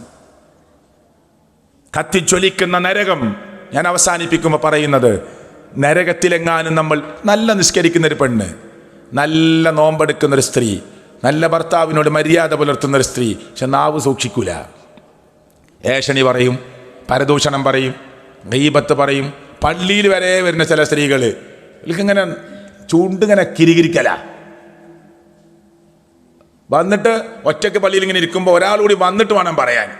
ഓളെ സുന്നത്ത് നിസ്കാരം കഴിഞ്ഞപ്പോൾ അടുത്തേക്കിരുന്നു, ഈ അറിഞ്ഞോ എന്ത് തുടങ്ങി, വേറെ ഒരാളെ ഇറച്ചിന്നല്ലേ. പിന്നെ നിസ്കരിക്കാൻ വന്നിട്ട് എന്താ കാര്യം? നമസ്കരിച്ചിട്ട് എന്താ കാര്യം? റസൂല് പറയാണ് വഹിയ ഫിന്നാർ, അവൾ നരകത്തിലാണ് എന്ന് മുഹമ്മദ് മുസ്തഫ സല്ലല്ലാഹു അലൈഹി വസല്ലം. അതുകൊണ്ട് നാവിനെ സൂക്ഷിക്കണം, ലൈംഗിക അവയവത്തെ സൂക്ഷിക്കണം. അവർക്ക് ഞാൻ സ്വർഗം ജാമ്യം നിൽക്കാമെന്ന് മുഹമ്മദ് മുസ്തഫ സല്ലല്ലാഹു അലൈഹി വസല്ലം. സഹോദരങ്ങളെ, ഇനി പറയുന്ന ഒരായത്ത് കൂടി പറഞ്ഞാൽ അവസാനിപ്പിക്കുക. കത്തിജ്വലിക്കുന്ന നരകത്തിലെങ്ങാനും നമ്മൾ ചെന്നുപെട്ടാൽ ആകാശഭൂമിയോളം വിശാലമായ സ്വർഗം അല്ലാഹു നമുക്ക് പ്രദാനം ചെയ്യുമാറാകട്ടെ. കത്തിജ്വലിക്കുന്ന നരകത്തിലെങ്ങാനും നമ്മൾ ചെന്നുപെട്ടാൽ, അല്ലാഹുവേ കുടിക്കാൻ അല്പം വെള്ളം തരുമോ എന്ന് ചോദിക്കുമ്പോൾ, കുടിക്കാൻ അല്പം വെള്ളം തരുമോ എന്ന് ചോദിക്കുമ്പോൾ അല്ലാഹ് കൊടുക്കുന്നൊരു വെള്ളമുണ്ട്, വയുസ്ഖാ മിമ്മാ ഇൻ സദീദ്. ഈ ക്ലാസ് കഴിഞ്ഞ് പോകുമ്പോൾ ഈ വെള്ളത്തിൻ്റെ പേര് നമ്മുടെ മനസ്സിലുണ്ടാവണം, മാ ഉൻ സദീദ്. നരകത്തിൽ കടന്ന് ഇങ്ങനെ കരിഞ്ഞുകൊണ്ടിരിക്കുന്ന, കത്തിക്കൊണ്ടിരിക്കുന്ന, മരിക്കാത്ത, സുമ്മ ലാ യമൂതു ഫീഹ വലാ യഹ്യ, മരിക്കൂല ജീവിക്കൂല, കരിഞ്ഞുകൊണ്ടിരിക്കുന്ന ഉരുകിക്കൊണ്ടിരിക്കുന്ന മനുഷ്യരുടെ ശരീരത്ത് നിന്ന് ഒലിച്ചിറങ്ങുന്ന നീര്, ചലം, ചോര. നീര്, ചോര, ചലം, ഇത് മൂന്നും ഇങ്ങനെ നരകത്തിലേക്ക് ഒലിച്ചിറങ്ങും.